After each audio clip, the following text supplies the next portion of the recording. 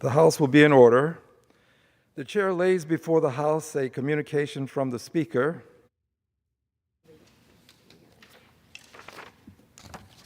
The Speaker's Rooms, Washington, D.C., July 12, 2022.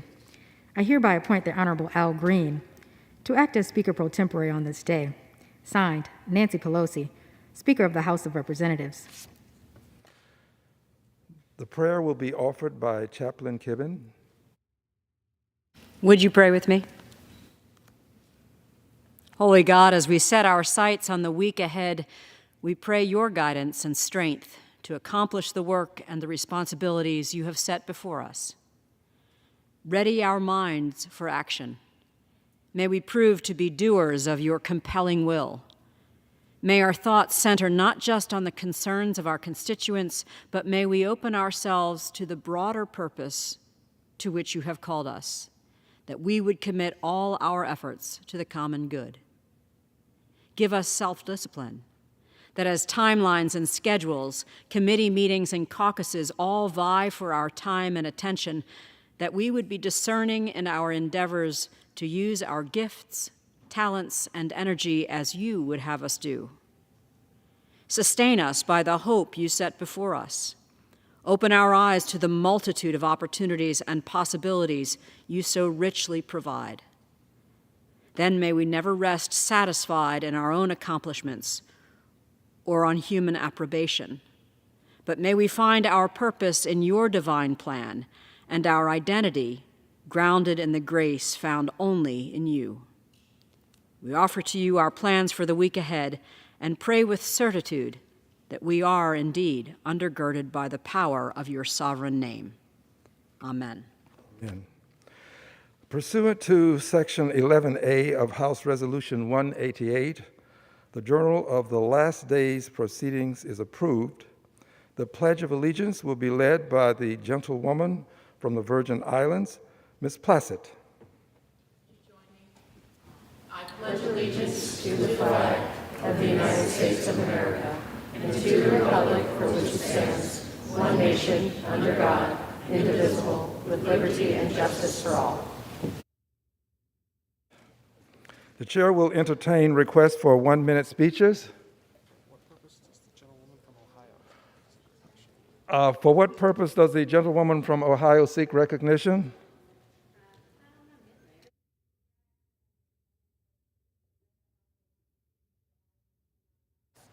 Without objection, the gentlewoman is recognized for 1 minute.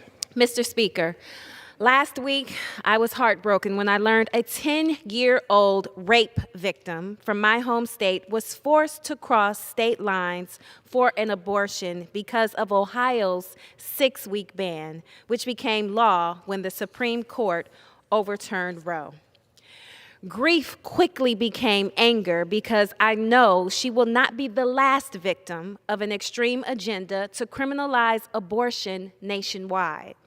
The overturn of Roe was a direct attack on Americans' reproductive rights, and it is clear that too many support criminalizing contraceptive care, arresting doctors for offering reproductive care, and even charging women with murder because of their fundamental right to decide. We must make Roe the law of the land to restore women's fundamental rights and protect other victims from harboring the ramifications of rape. Mr. Speaker, I yield back. For what purpose does the gentlewoman from North Carolina seek recognition? Thank you, Mr. Speaker. I ask unanimous consent to address the House for 1 minute. Without objection, the gentlewoman is recognized for 1 minute. Thank you, Mr. Speaker. We must equip workers with the tools for success by empowering employers to play a more influential role in our nation's workforce development system. To do this, we must embrace a flexible, employer-driven apprenticeship model. Under the previous administration, a task force composed of business leaders, educational institutions, and trade associations recommended reducing the regulatory burden faced by businesses, allowing them to be flexible in their apprenticeship program requirements to meet the varying needs of different industries. Industry-recognized apprenticeship programs, IRAPs, help cut through the overly prescriptive and burdensome red tape many new and small businesses face. But the Biden administration killed IRAPs and is actively working to limit job creators' input by doubling down on registered apprenticeships and foolishly ignoring any alternatives. Ending this innovative and successful program will hurt students, job seekers, and job creators. I yield back, Mr. Speaker. For what purpose does the gentlewoman from Texas seek recognition? Mr. Speaker, I rise to address the House for 1 minute and to revise to extend my remarks. Without objection, the gentlewoman is recognized for 1 minute.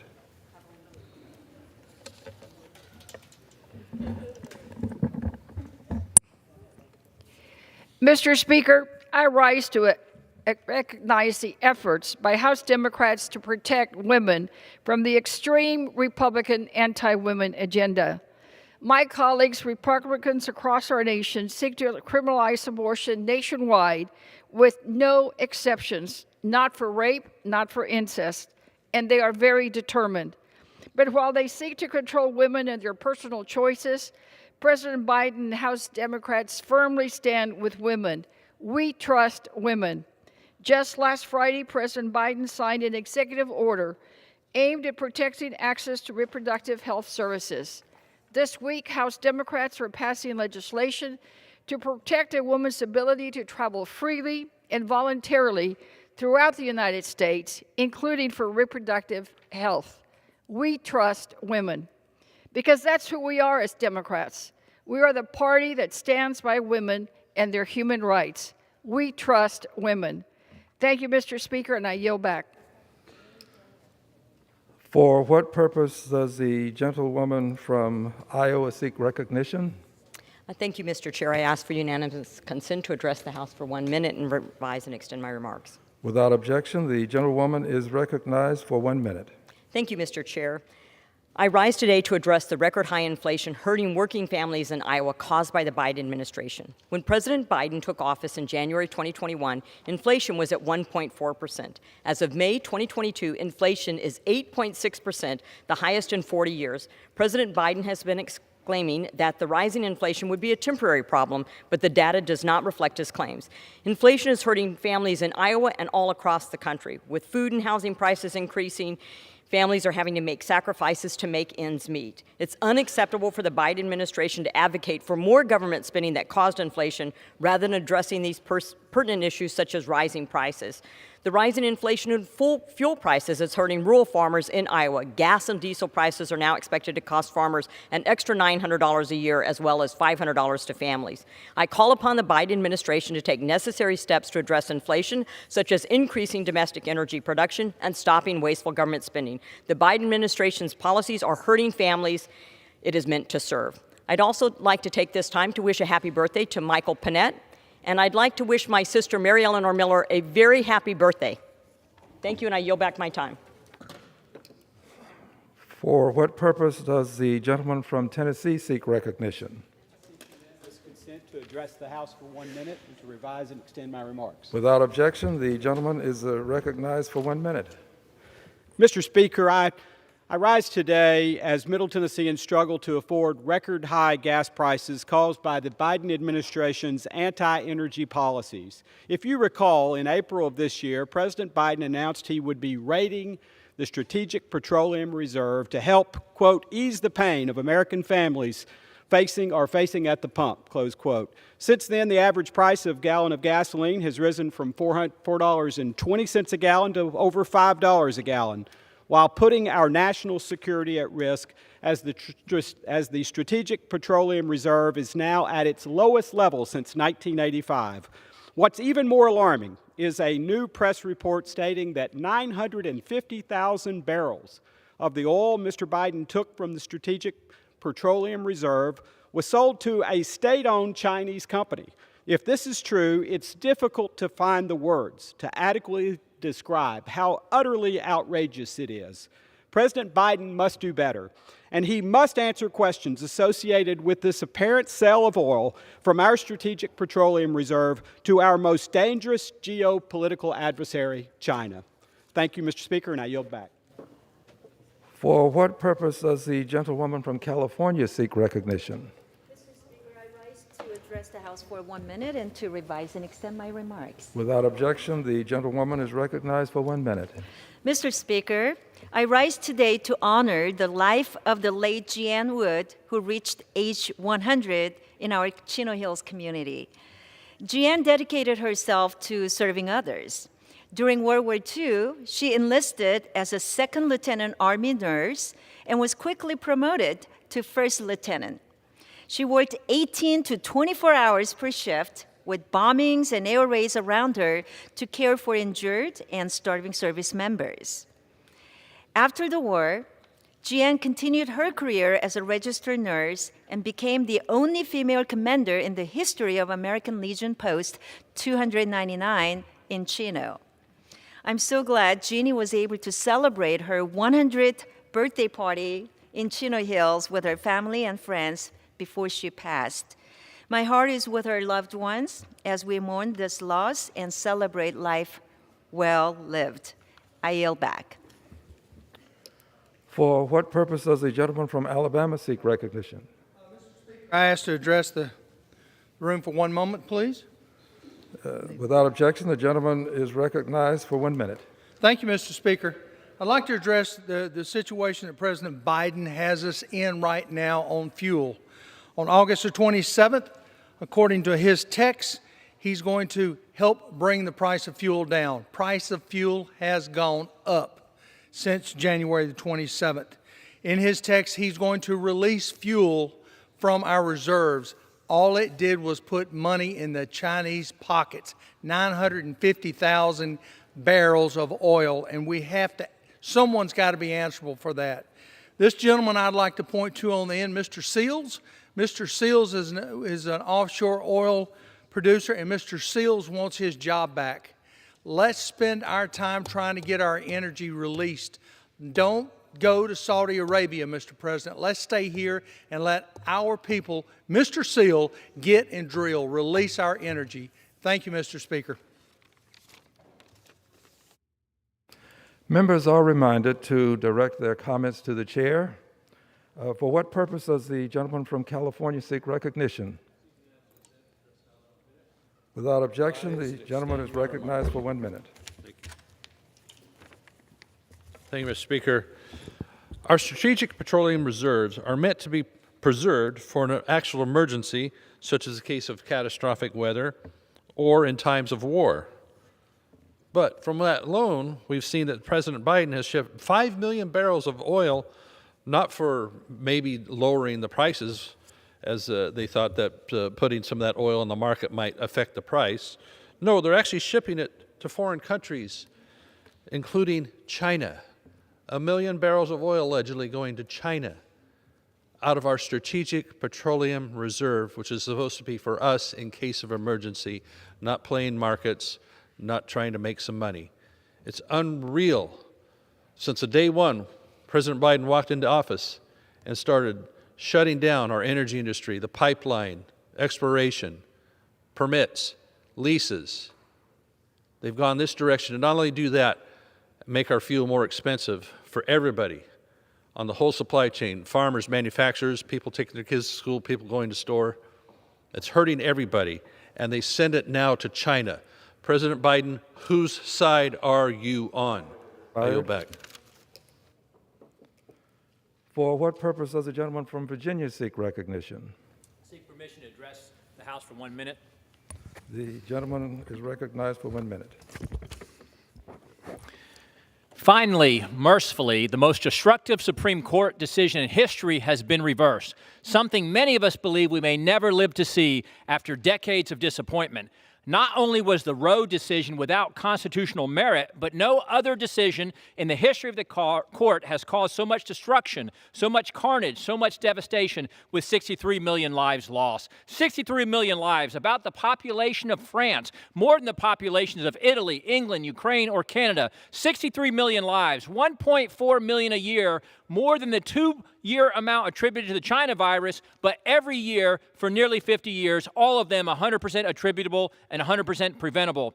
Thank God for the hundreds of thousands of relentless pro-life activists, for millions of pro-life marchers, for tens of millions of pro-life voters, and thank God for the courage of 6 Supreme Court justices who withstood the pressure, the threats, and the intimidation to do the right thing morally and constitutionally. May our legislative bodies in Washington now match that courage, and the responsibility passes to us now, the people's elected representatives, time has to pass expired. laws protecting all life in the womb. Thank you, and I yield back.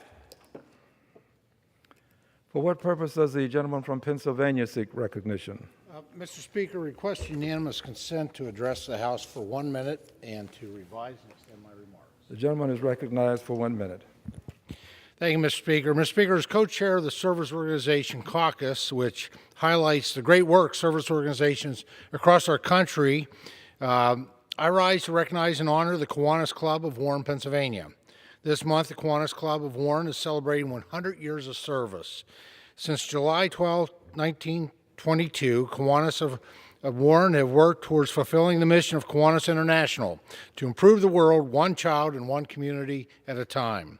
Their work not only in Warren but internationally has made a positive impact for children and families everywhere.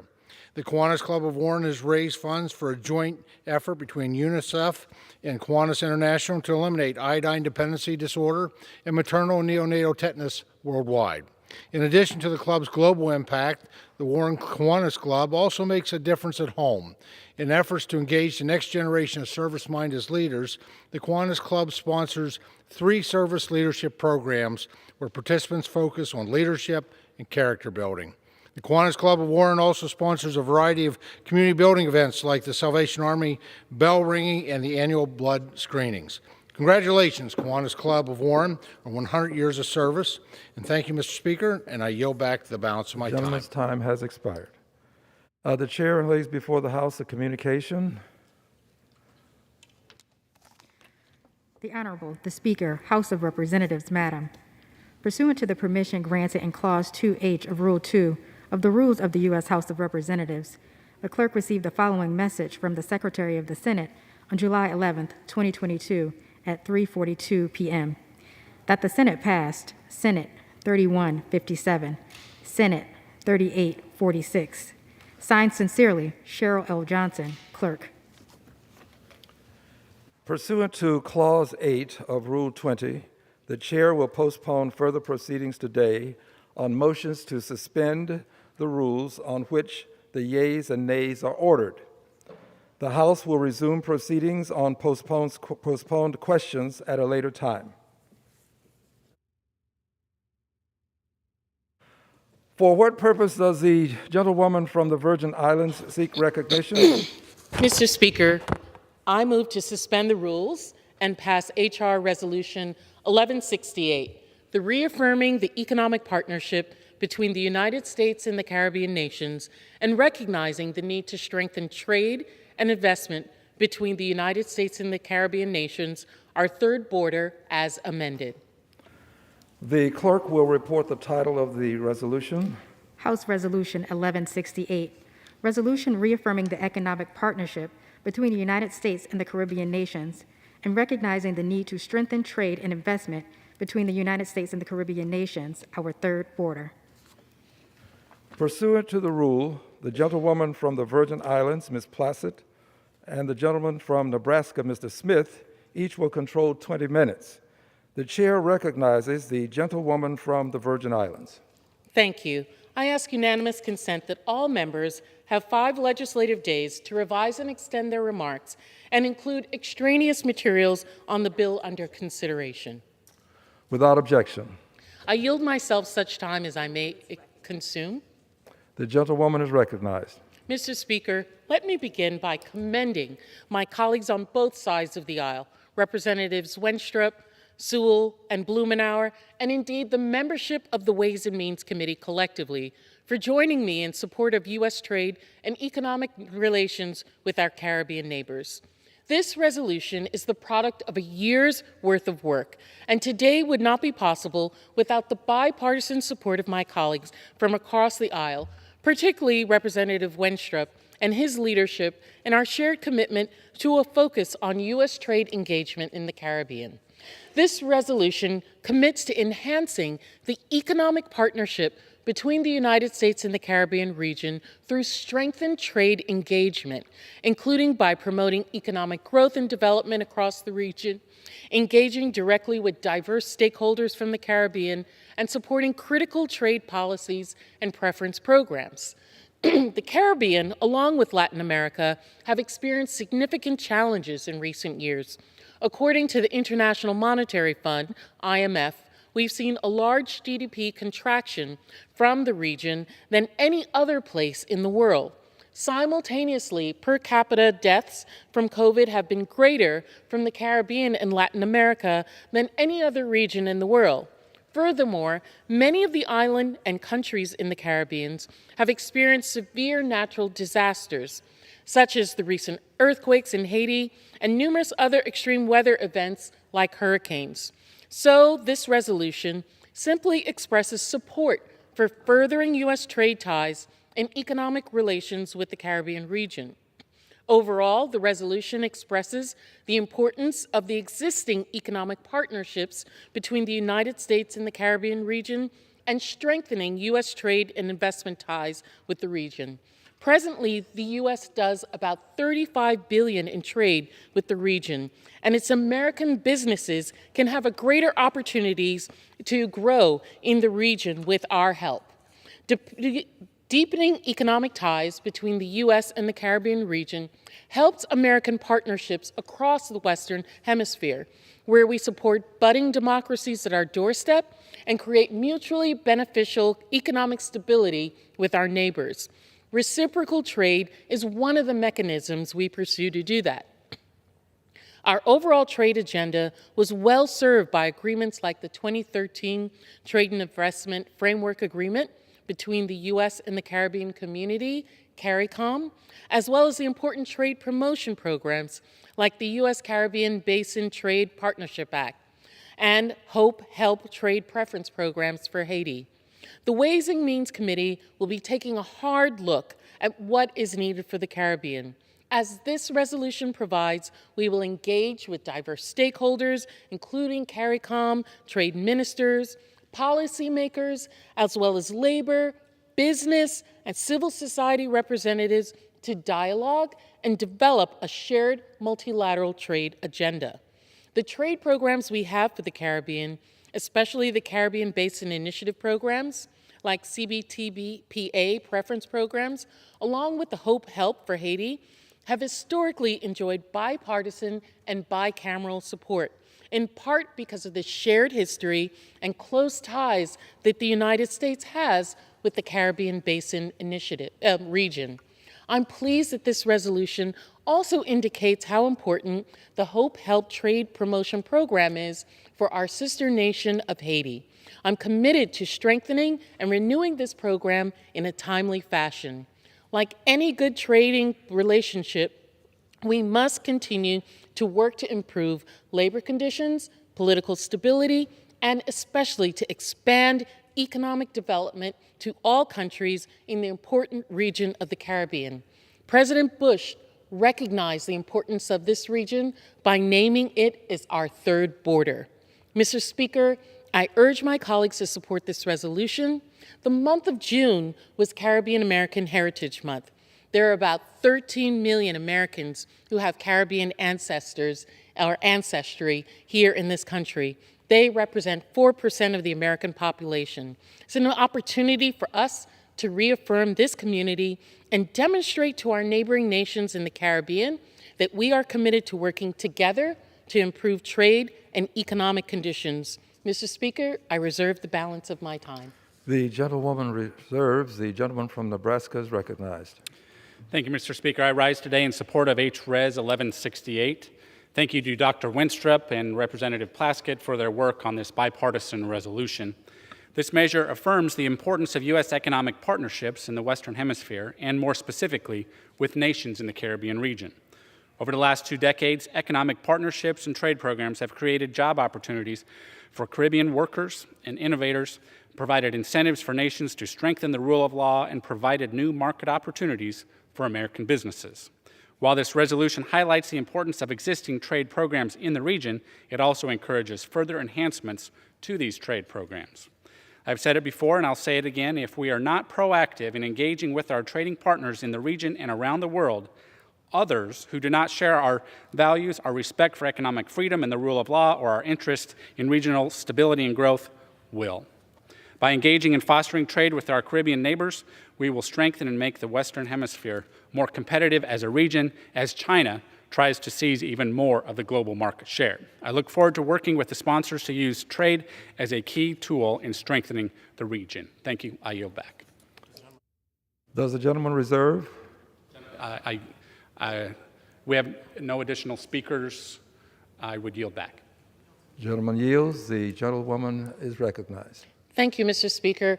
I want to thank the gentleman from Nebraska and his words, and I indeed recognize with him the importance of American engagement in the region.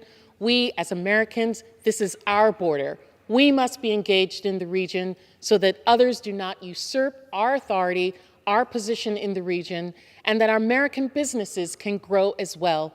Economic development in this area is in the best interest of the United States.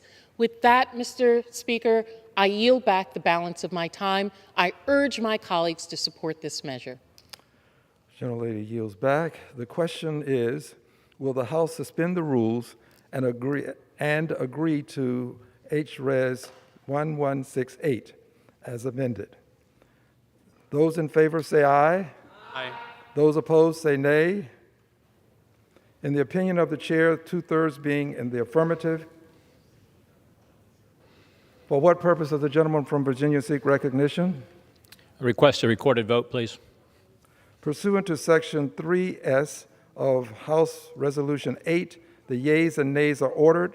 Pursuant to Clause 8 of Rule 20, further proceedings on this question are postponed.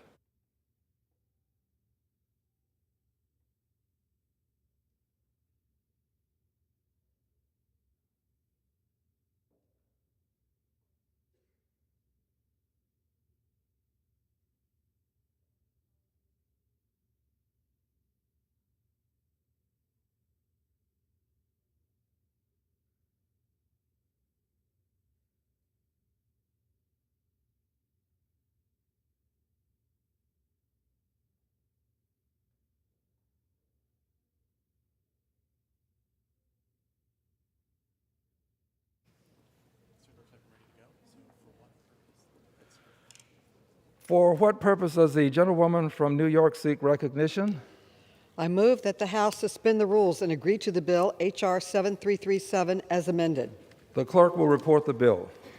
H.R. 7337, a bill to require the Archivist of the United States to submit a plan to Congress to eliminate the records backlog at the National Personnel Records Center and for other purposes. I ask unanimous Pursuant to the rule, the gentlewoman from New York, Ms. Maloney, and the gentleman from Pennsylvania, Mr. Keller, will each control 20 minutes. The chair recognizes the gentlewoman from New York. I ask unanimous consent that all members may have 5 legislative days in which to revise and extend their remarks and include extraneous material on this measure. And I yield myself as much time as... Without objection? Okay. I yield myself as much time as I may consume. The gentlewoman is recognized. The Access for Veterans to Records Act would address the serious backlog of requests for veterans' records currently pending at the National Personnel Records Center, or NPRC, which is part of the National Archives and Records Administration. This bill has received bipartisan support, and I want to thank my colleagues on both sides of the aisle, including Ranking Member Comer and Representative Fred Keller, who have co-sponsored this legislation along with a number of other members. Since the beginning of the pandemic, the NPRC has accumulated a backlog of veterans' records requests, which reached a peak of 603,000 during March of 2022. Veterans and their families need these records to access critical services, including housing and health care. Many of these records are only available as paper documents. That limitation, combined with limited building operations and reduced workforce to protect NPRC employees during the corona pandemic have been the primary cause of this backlog.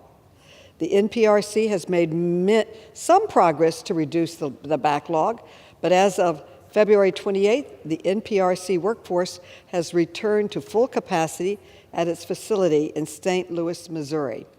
NPRC also added overtime shifts on weekends and some holidays. However, the backlog, which currently stands at 515,000 records requests, remains significant and can only be remedied with legislative intervention. This bill has two components. First, it requires National Archives to provide the Oversight Committee with a detailed plan and target timeframes to eliminate the backlog and strategies to prevent a future records request backlog. This includes submitting biannual status updates on the backlog and maintaining staffing levels to meet the goal of responding to 90% of requests in 20 days or less. Second, the bill would authorize $60 million for NARA to make upgrades to its information technology infrastructure. The upgrades are necessary for NARA to improve its ability to digitize documents and to prevent future backlogs. The committee has already voted to approve $60 million for National Archives, an amendment offered by Representative Keller to another bill. Congress must take action to help our veterans, many of whom put their lives on hold waiting for records from the NPRC. I urge my colleagues to support the veterans by supporting this important legislation. I reserve the balance of my time. The gentlewoman reserves. The gentleman from Pennsylvania is recognized. Thank you, Mr. Speaker.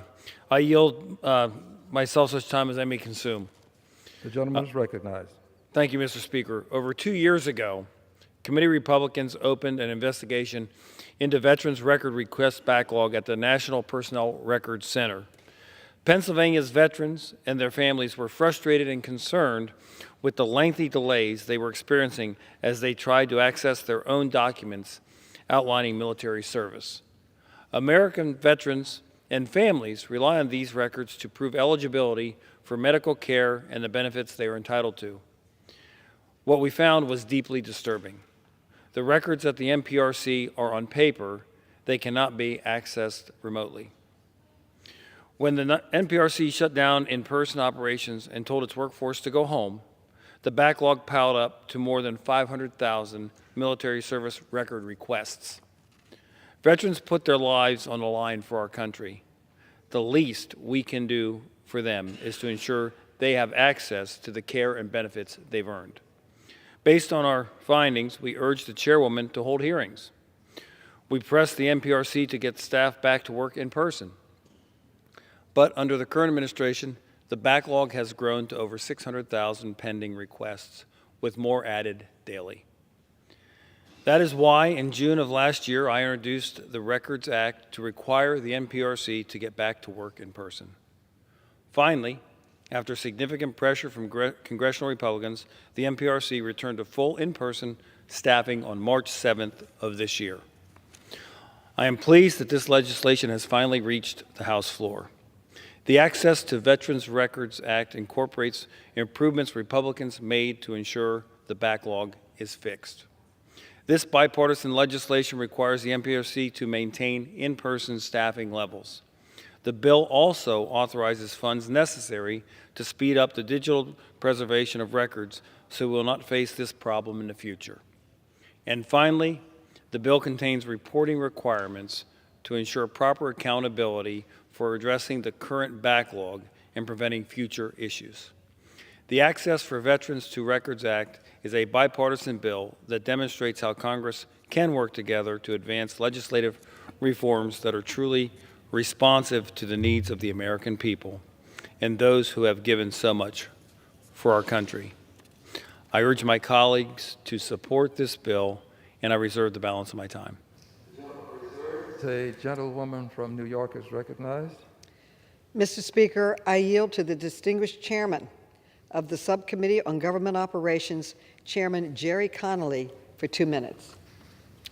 The gentleman is recognized. I thank the Speaker and I thank the distinguished Chairwoman and Mr. Keller, my colleague and friend from Pennsylvania, for their leadership on H.R. 7337, Access to Veterans Record Act. The Access for Veterans to Records Act will help provide the National Archives and Records Association resources desperately needed to address veterans' records requests. The Record Center houses records that are essential for veterans to receive the service-related benefits they need, including medical treatment, unemployment assistance, emergency housing. The Record Center was already behind the curve when it came to investing in records digitization, creating a massive backlog. The pandemic then exacerbated that problem. Although NPRC has reduced the backlog to 515,000 from a peak of 603,000, it's still preventing veterans from receipt of the records they need. It can't be an acceptable standard. The Access for Veterans to Records Act requires NARA to submit a detailed plan for eliminating the backlog and authorizes $60 million to improve the situation. This legislative effort works in lockstep with the National Archives and Records Administration's own efforts to secure funding from the Federal Technology Modernization Fund. At the urging of the chairwoman, myself, and others, the National Archives applied to and received a $9.1 million award from the Technology Management Fund to do just that. Projects like this one at the National Archives are precisely why we created the Technology Modernization Fund. Proactive investments in effective technologies make federal programs work and will serve our veterans well. I urge adoption of the legislation, and I yield back. The gentleman yields back. The gentlewoman from New York reserves. Mr. Speaker, if the gentleman from Pennsylvania has no further speakers, I'm prepared to close. The gentlewoman reserves. The gentleman from Pennsylvania. Mr. Speaker, I have no further speakers, and I am prepared to close. The gentleman is recognized. Thank you, Mr. Speaker. H.R. 7337 is a bipartisan bill directly addressing a current problem facing America's veterans. I would like to be thankful, and I am thankful, that the chairwoman and her staff worked with me to bring this necessary legislation to the House floor. I encourage my colleagues to support this bill and yield back the balance of my time. Gentleman yields. Does the lady? Mr. Speaker, I urge passage of Lady is recognized. H.R. 7337 and yield back the balance of my time. The gentlelady yields back. The question is, will the House suspend the rules and pass the bill H.R. 7337 as amended? Those in favor say aye. Aye. Those opposed say no. In the opinion of the chair, 2/3 being in the affirmative. For what purpose does the gentleman from Virginia seek recognition? Pursuant to Section 3S of House Resolution 8, the yeas and nays are ordered. Pursuant to Clause 8 of Rule 20, further proceedings on this question are postponed. For what purpose does the gentlewoman from New York seek recognition? I move that the House suspend the rules and agree to the bill H.R. 7535 as amended. The clerk will report the title of the bill. H.R. 7535, a bill to encourage the migration of federal government information technology systems to quantum-resistant cryptography and for other purposes. Pursuant to the rule, the gentlewoman from New York, Ms. Maloney, and the gentleman from Pennsylvania, Mr. Keller, each will control 20 minutes. The chair recognizes the gentlewoman from New York. I ask unanimous consent that all members may have 5 legislative days in which to revise and extend their remarks and include extraneous material on this measure. Without objection.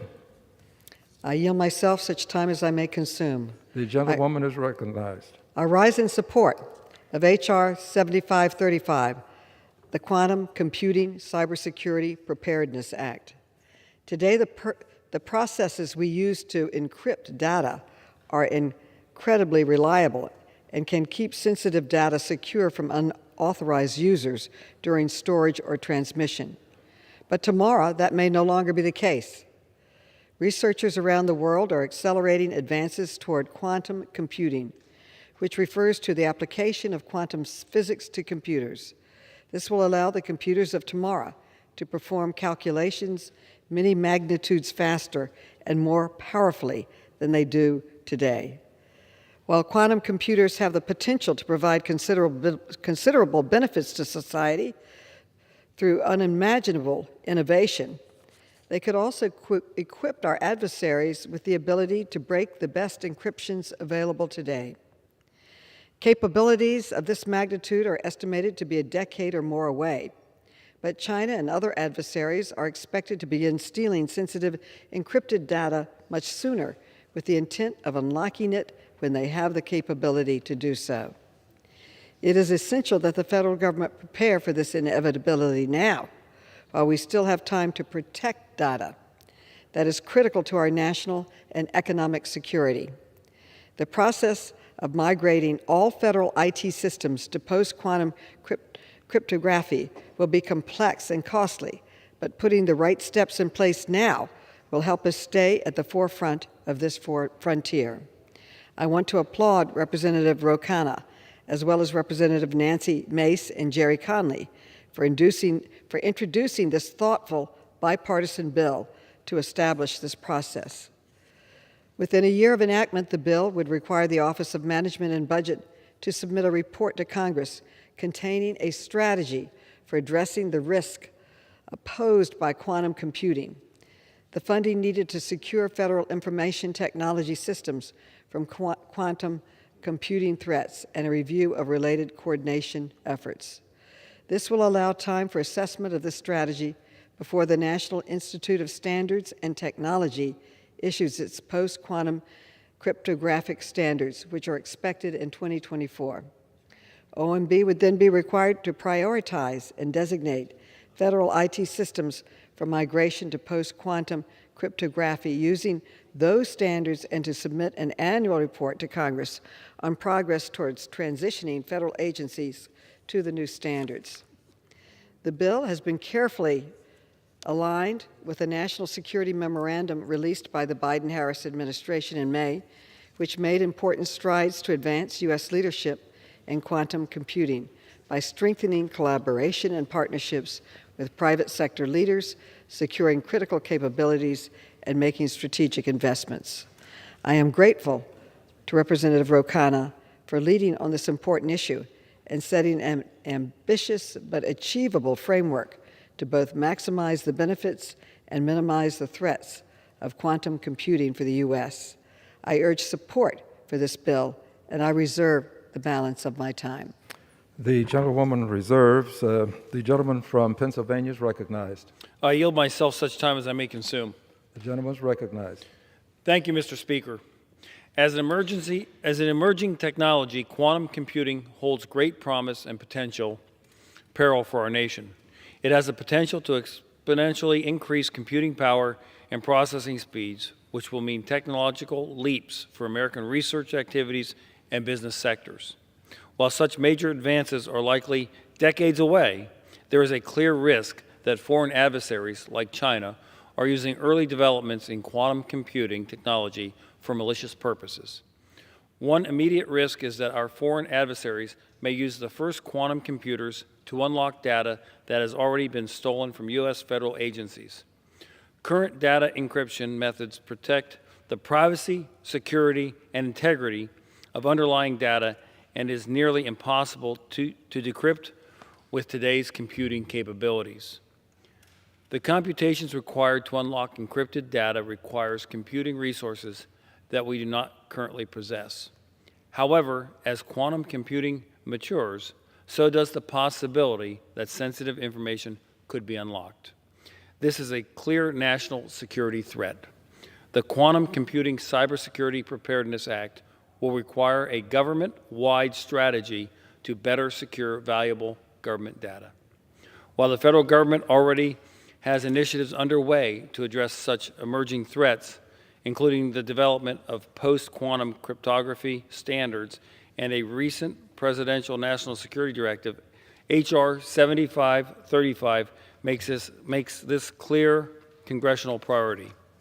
The bill requires a government wide review of vulnerable agency information systems, consistent guidance to federal agencies, and seeks to ensure proper congressional oversight. Advancing a strategic approach to evaluating quantum computing risks to federal IT and network cybersecurity is important given the significant potential risk to our public sector data.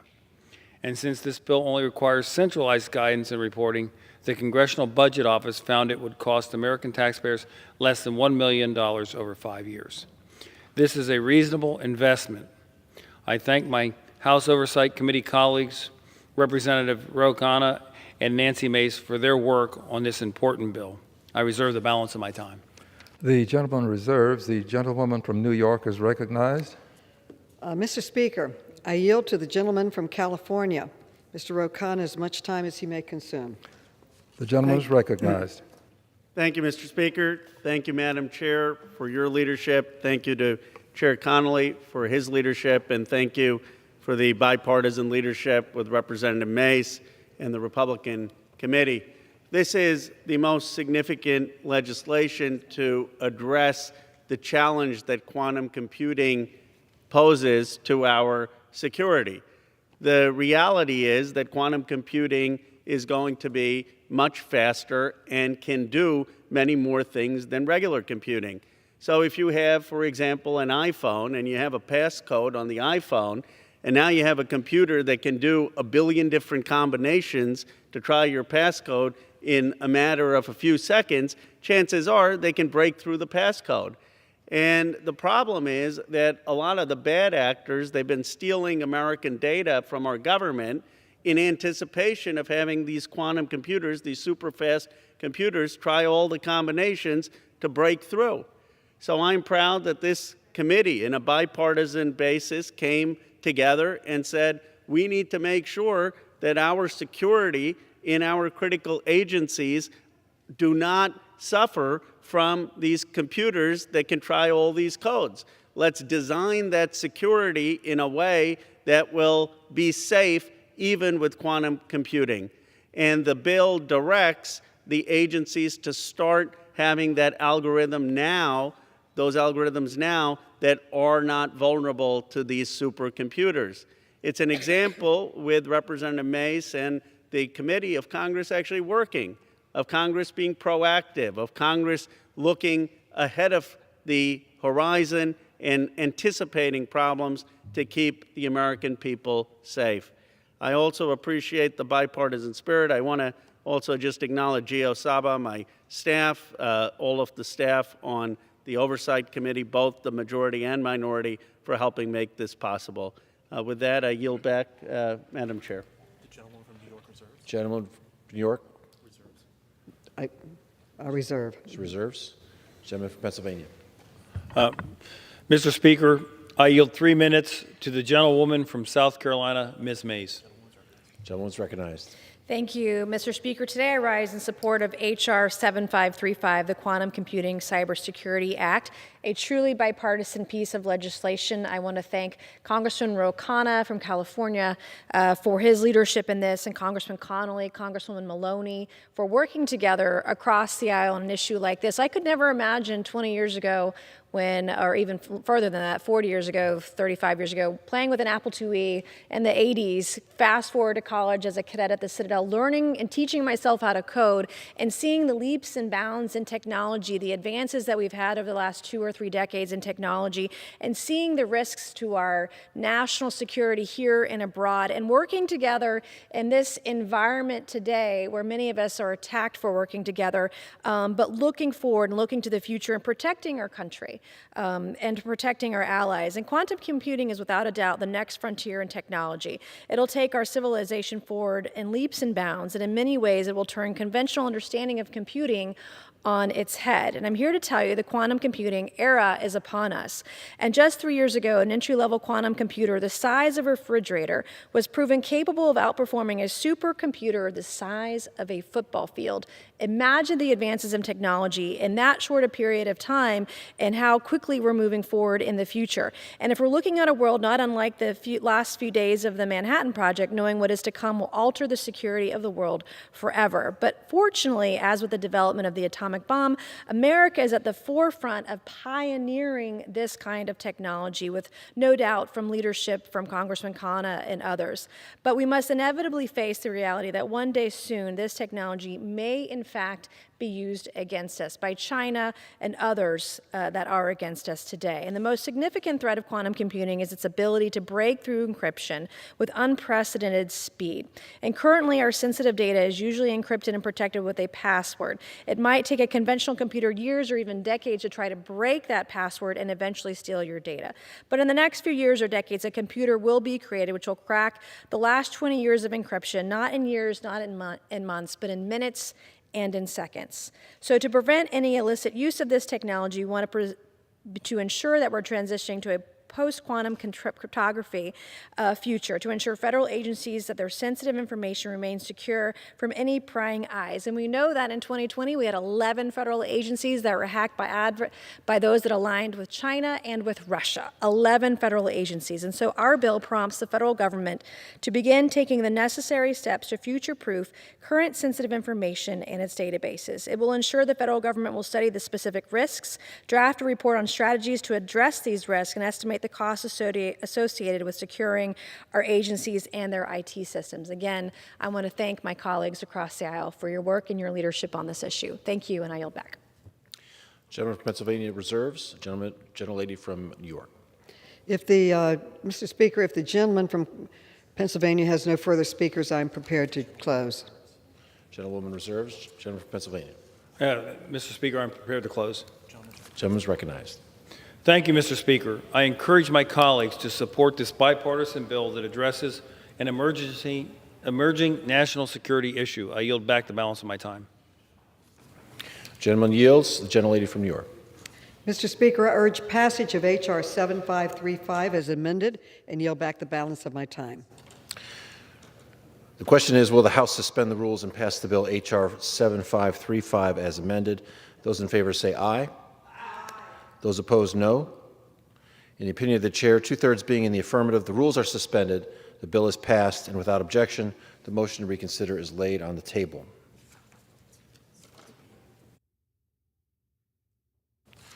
For what purpose does the gentlewoman from New York seek recognition?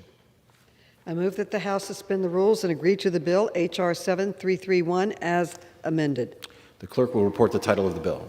H.R. 7331, a bill to require the Comptroller General of the United States to provide certain information with respect to unimplemented priority recommendations as part of the Comptroller General's annual reporting to Congress and for other purposes. Pursuant to the rule, the gentlewoman from New York, Ms. Maloney, and the gentleman from Pennsylvania, Mr. Keller, each will control 20 minutes. The chair now recognizes the gentlewoman from New York. I ask unanimous consent that all members have 5 legislative days in which to revise and extend their remarks and include extraneous material on this measure. Without objection, so ordered. I yield myself such time as I may consume. The gentlewoman is recognized. Mr. Speaker, I rise today to speak in strong support of H.R. 7331, the Improving Government for America's Taxpayers Act, which was introduced by Representative Derek Kilmer and William Timmons, Chair and Vice Chair of the Select Committee on the Modernization of Congress. I would also like to thank Ranking Member Comer and Representative Conley, Mace, Krishnamurthy, Norman, Porter, and Norton for co-sponsoring this bill. This is an important bipartisan bill that would help improve the implementation of recommendations made to Congress by the Government Accountability Office. GAO's work for Congress is invaluable and helps us to ensure a more effective and efficient government in serving the people and the needs of the American people. The bill would direct GAO to consolidate recommendations to Congress in one succinct report. It would also direct GAO to identify any additional oversight actions Congress should take to assist agencies in implementing their open priority recommendations. Implementing GAO's recommendations to agencies in Congress would help improve government efficiency and save taxpayers' dollars. As we seek greater transparency and accountability, within our federal government. I appreciate the bipartisan approach that Chair Kilmer and Vice Chair Timmons have taken on this bill. I commend my colleagues Senator Portman and Senator Peters for supporting this bill in the Senate. I urge all my colleagues to support this bill. I reserve the balance of my time. Gentleman reserves. The gentleman from Pennsylvania is recognized. I yield myself such time as I may consume. Gentleman is recognized. Thank you, Mr. Speaker. The Government Accountability Office serves a vital role in examining agency spending and advising lawmakers and federal agencies how to make the government work better for the American people. GAO makes many recommendations regarding specific actions executive branch agencies should take to save taxpayer dollars. It also suggests legislative actions Congress could take to improve government performance. Despite GAO's successes, there are more than 100 actions executive branch agencies could take to be more effective and achieve greater efficiency. H.R. 7331 will consolidate open GAO recommendations for review by congressional leadership and the appropriate committees of jurisdiction. It will annually highlight the congressional oversight and legislative actions suggested to address these recommendations. In doing so, the bill will help ensure that Congress has the tools it needs to pass needed legislation and spur executive agencies to implement needed reforms. I urge my colleagues to support this bill, and I reserve the balance of my time. Gentleman reserves. The gentlelady from New York. Mr. Speaker, if the gentleman from Pennsylvania does not have any further speakers, then I am prepared to close. The gentleman reserves. The gentleman from Pennsylvania. Mr. Speaker, I have no further speakers, and I am prepared to close. The gentleman is recognized. Thank you, Mr. Speaker. H.R. 7331 will help Congress address specific but fixable issues across our sprawling federal government, which are causing waste, fraud, abuse, and mismanagement. This bipartisan legislation will help improve the functioning of the American people's government and ultimately save taxpayer dollars. I encourage my colleagues to support this bill and yield back the balance of my time. The gentleman yields. The gentlewoman from New York. Mr. Speaker, I urge passage of H.R. 7331 and yield back the balance of my time. The question is, will the House suspend the rules and pass the bill H.R. 7331 as amended? Those in favor say aye. Aye. Those opposed, no. In the opinion of the chair, two-thirds being in the affirmative, the rules are suspended, the bill is passed, and without objection, the motion to reconsider is laid on the table. For what purpose does the gentlewoman from New York seek recognition? I move that the House suspend the rules and agree to the bill, H.R. 521, as amended. The clerk will report the title of the bill. H.R. 521, a bill to permit disabled law enforcement officers, Customs and Border Protection officers, firefighters, air traffic controllers, nuclear materials couriers, members of the Capitol Police, members of the Supreme Court Police, employees of the Central Intelligence Agency performing intelligence activities abroad or having specialized security requirements, and diplomatic security special agents of the Department of State to receive retirement benefits in the same manner as if they had not been disabled. Pursuant to the rule, the gentlewoman from New York, Ms. Maloney, and the gentleman from Pennsylvania, Mr. Keller, each will control 20 minutes, and the chair now recognizes the gentlewoman from New York. I ask unanimous consent that all members have 5 legislative days in which to revise and extend their remarks and include extraneous material on this measure. Without objection, so ordered. I yield myself such time as I may consume. The gentlewoman is recognized. Mr. Speaker, I rise in strong support of H.R. 521, the First Responder Fair Retiree Act, which was introduced by the chairman of the Government Operations Subcommittee, Representative Conley, along with Representative Fitzpatrick and Langevin. This bipartisan bill makes an important change to the law governing certain requirement programs which cover federal first responders and law enforcement officials in the event that they become disabled on the job and continue government service in a different capacity. Currently, these federal employees are enrolled in and pay into a system with mandatory retirement at the age of 57 or after 20 years of service. This system also requires greater retirement contributions from the employee. Under current law, when these employees become injured and disabled in the course of their work, which is inherently dangerous, They lose the benefits they earned before they became disabled. H.R. 521 would allow employees in positions covered by enhanced retirement programs to retain their original benefits if they are injured and disabled on the job and choose to continue working for the federal government. The employees covered under this bill include law enforcement officers, firefighters, nuclear material couriers, and diplomatic security special agents. These are, by definition, high-risk jobs. Denying them the retirement that they were guaranteed when they entered the public service is deeply unfair. The men and women who sign up for dangerous jobs to serve our nation should not be punished if they sustain injuries on the job, especially when, despite these injuries, they choose to continue their career in public service in a new capacity.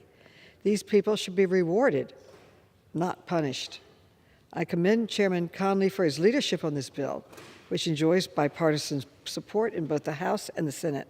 I urge my colleagues to join me in supporting this important bill.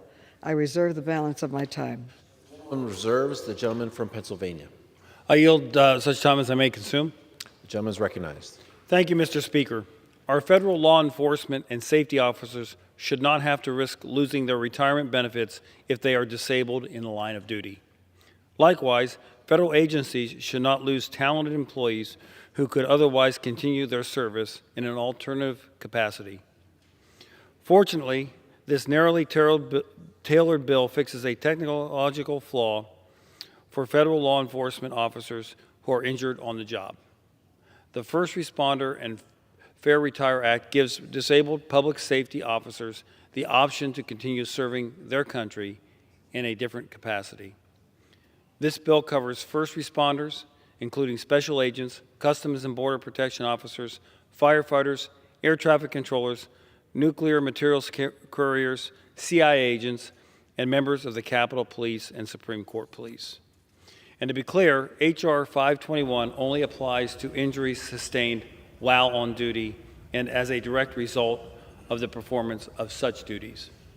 Moreover, it only applies to officers who choose to continue federal service and continue to pay into the accelerated annuity system as they did prior to their injury. If they leave federal service, they are not eligible for this benefit. In conclusion, the First Responder Fair Retire Act ensures that our federal law enforcement officers are not penalized when they make sacrifices in service to our nation. H.R. 521 will also ensure the federal government agencies who employ these American heroes are able to retain their talent and skills for continued public service. I'm honored to support this bill and urge my colleagues to do the same. I reserve the balance of my time. The gentleman reserves. The gentlewoman from New York. Mr. Speaker, I yield to the distinguished chairman of the Subcommittee on Government Operations, Chairman Conley, as much time as he may consume. The gentleman is recognized. I thank the Speaker, and I thank my friend, the chairwoman of the full committee, and my friend, Mr. Keller from Pennsylvania, for their strong support for righting a wrong. Federal firefighters and law enforcement officers put their lives on the line every day for us. America depends on brave men and women to serve in these demanding, arduous, and hazardous duty positions. These individuals face the very real daily potential that on-the-job injury could leave them disabled and unable to return to their previous service. Given the hazardous nature of the job required of federal first responders, Congress recognized that risk and created an accelerated retirement system for these positions and established a mandatory retirement age of 57.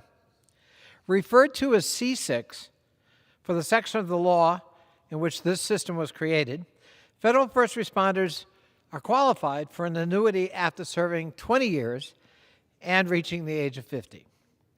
They pay a greater percentage of their salaries into this retirement system, and their annuity amount is calculated at a higher rate than other federal employees, recognizing the risks they take.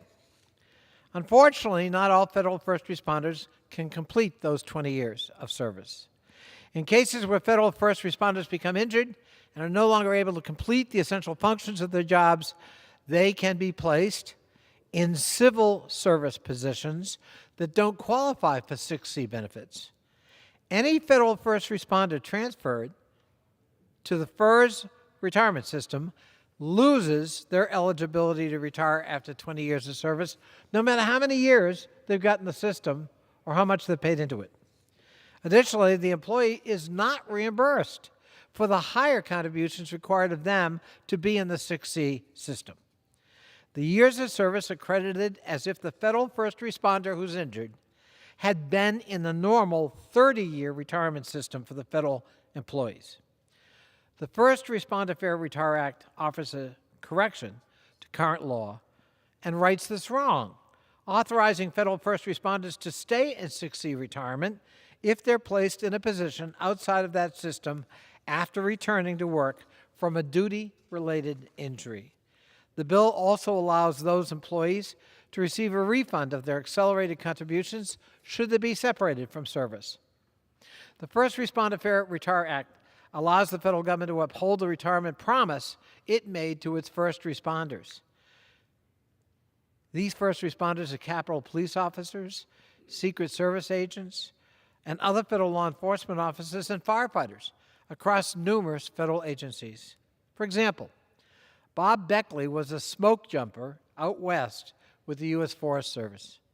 He parachuted out of a plane in 1985, and he landed in a tree in the Selway Bitterroot Wilderness area in Idaho, trying to stop a blaze.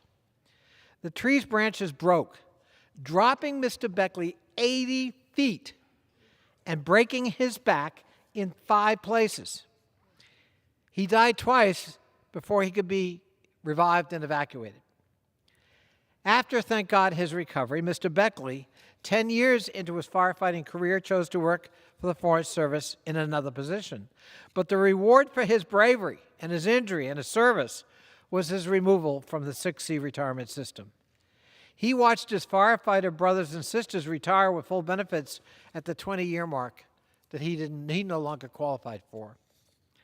I want to also highlight the story of Justin Moore, U.S. Capitol Police officer right here in the U.S. Capitol. He was severely injured by being beaten right here in this Capitol on January 6th. I heard firsthand from Justin and his colleagues about their heroism defending each and every one of us from a violent mob. Justin was beaten from behind with a blunt object, suffering severe concussions and contusions and several crushed vertebrae in his neck. In just a few weeks, Justin will undergo what is likely career-ending surgery. He may no longer be physically able to perform his law enforcement duties. 17 years into his career, Justin, a veteran and father of 3, will lose the retirement benefits he's paid into when he's reassigned to a civilian position just 3 short years short of qualifying. We want to incentivize our first responders to continue their service to this nation. We shouldn't punish them for injuries they sustained protecting us. And we should reward their actions with continued inclusion in the retirement system they signed up for at the start of their service. This bill is endorsed by the Federal Law Enforcement Officers Association, the National Fraternal Order of Police, the National Federation of Federal Employees, the International Association of Firefighters, the National Association of Police Organizations, the National Treasury Employees Union, and the Senior Executive Association. I want to thank our 22 bipartisan co-sponsors, in particular my original co-sponsors, Brian Fitzpatrick and James Langevin. And I thank the chairwoman for her leadership and her support on this important endeavor. And I yield back my time to the chairwoman. From Pennsylvania has no further speakers. I'm prepared to close. The gentleman reserves. The gentleman from Pennsylvania is recognized. Mr. Speaker, I have no further speakers, and I am prepared to close. The gentleman is recognized. Thank you, Mr. Speaker. I am honored to help advance the First Responder Fair Retire Act through the House. This legislation ensures that our federal law enforcement and public safety officers can continue their service to our nation after being injured in the line of duty. I urge my colleagues to support this bipartisan bill and yield back the balance of my time. The gentleman yields. The gentlewoman from New York. Mr. Speaker, I urge passage of H.R. 521 and yield back the balance of my time. The gentlewoman yields. The question is, will the House suspend the rules and pass the bill H.R. 521 as amended? Those in favor say aye. Aye. Those opposed, no. In the opinion of the chair, two-thirds being in the affirmative, for what purpose does the gentleman from Virginia seek recognition? Request a recorded vote, please. Pursuant to Section 3 of House Resolution 8, the yeas and nays are ordered. Pursuant to Clause 8 of Rule 20, further proceedings on this question are postponed.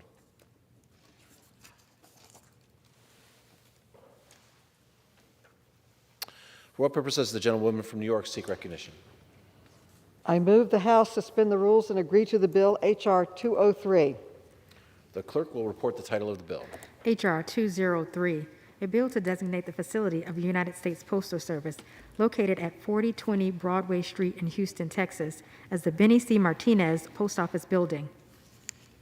Pursuant to the rule, the gentlewoman from New York, Ms. Maloney, and the gentleman from Pennsylvania, Mr. Keller, will each control 20 minutes. And the chair now recognizes the gentlewoman from New York. I ask unanimous consent that all members have 5 legislative days in which to revise and extend their remarks and include extraneous material on this measure. Without objection, so ordered. I yield myself as much time as I may consume. The gentlewoman is recognized. Mr. Speaker, I rise today in support of H.R. 203 to honor Benny Martinez. Mr. Martinez was born in Goliad, Texas in 1934. He attended segregated schools before his father moved the family to Houston so that Mr. Martinez and his siblings would not have to pick cotton for a living. At the age of 18, Mr. Martinez was inducted into the U.S. Army. He first went to boot camp in El Paso, Texas, and was then sent to supply handling school for the Quartermaster Corps in Fort Lee, Virginia. After completing this training, he was sent to Korea, where he was assigned to the 564th Quartermaster Company. On June 23, 1958, Mr. Martinez was discharged from active duty and transferred to the Army Reserves at Fort Hood, Texas, where he served as a medic until his final discharge on September 4, 1962. After his honorable discharge, he returned home to Houston and re-engaged with his local community. Mr. Martinez went on to graduate from Houston Community College as a licensed vocational nurse in 1967. He obtained a Bachelor of General Studies degree from the University of Houston Downtown College. Mr. Martinez put his education degree to use as an associate teacher at Crockett Elementary. Mr. Martinez was known for his collaboration with fellow members of the League of United Latin American Citizens to organize a gala for President John F. Kennedy during the president's trip to Texas. Historians credit this meeting as the very first time a sitting United States president met with a Latino civil rights group. Mr. Martinez was a member and active participant in that civic engagement with organizations including the Veterans of Foreign War, the American GI Forum, the American Legion, LULAC, the Knights of Columbus. He was also an honorary member of the Goliad Rotary Club, an active volunteer for the American Red Cross. Due to his 35 years of service, Houston and Harris County declared Benny C. Martinez Days on August 27, 1997, and February 17, 1998. Mr. Martinez passed away at the age of 85 on December 29, 2019.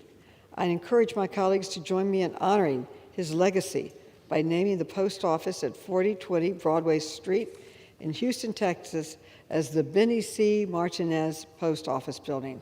I reserve the balance of my time. The gentlewoman reserves. The gentleman from Pennsylvania. I yield myself such time as I may consume.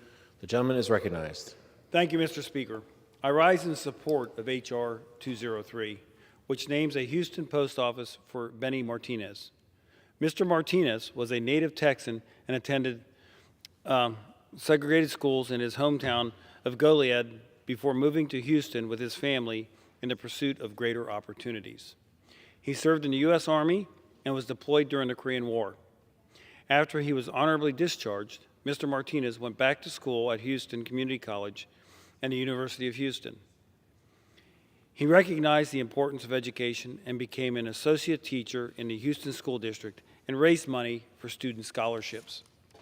Most famously, Mr. Martinez worked with the League of United Latin American Citizens to organize a gala for President Kennedy, held the night before his assassination during his trip to Texas in 1963. This was the first time a sitting president met with a Latino civil rights group. Mr. Martinez was a leader in the civil rights movement and is deserving of this honor.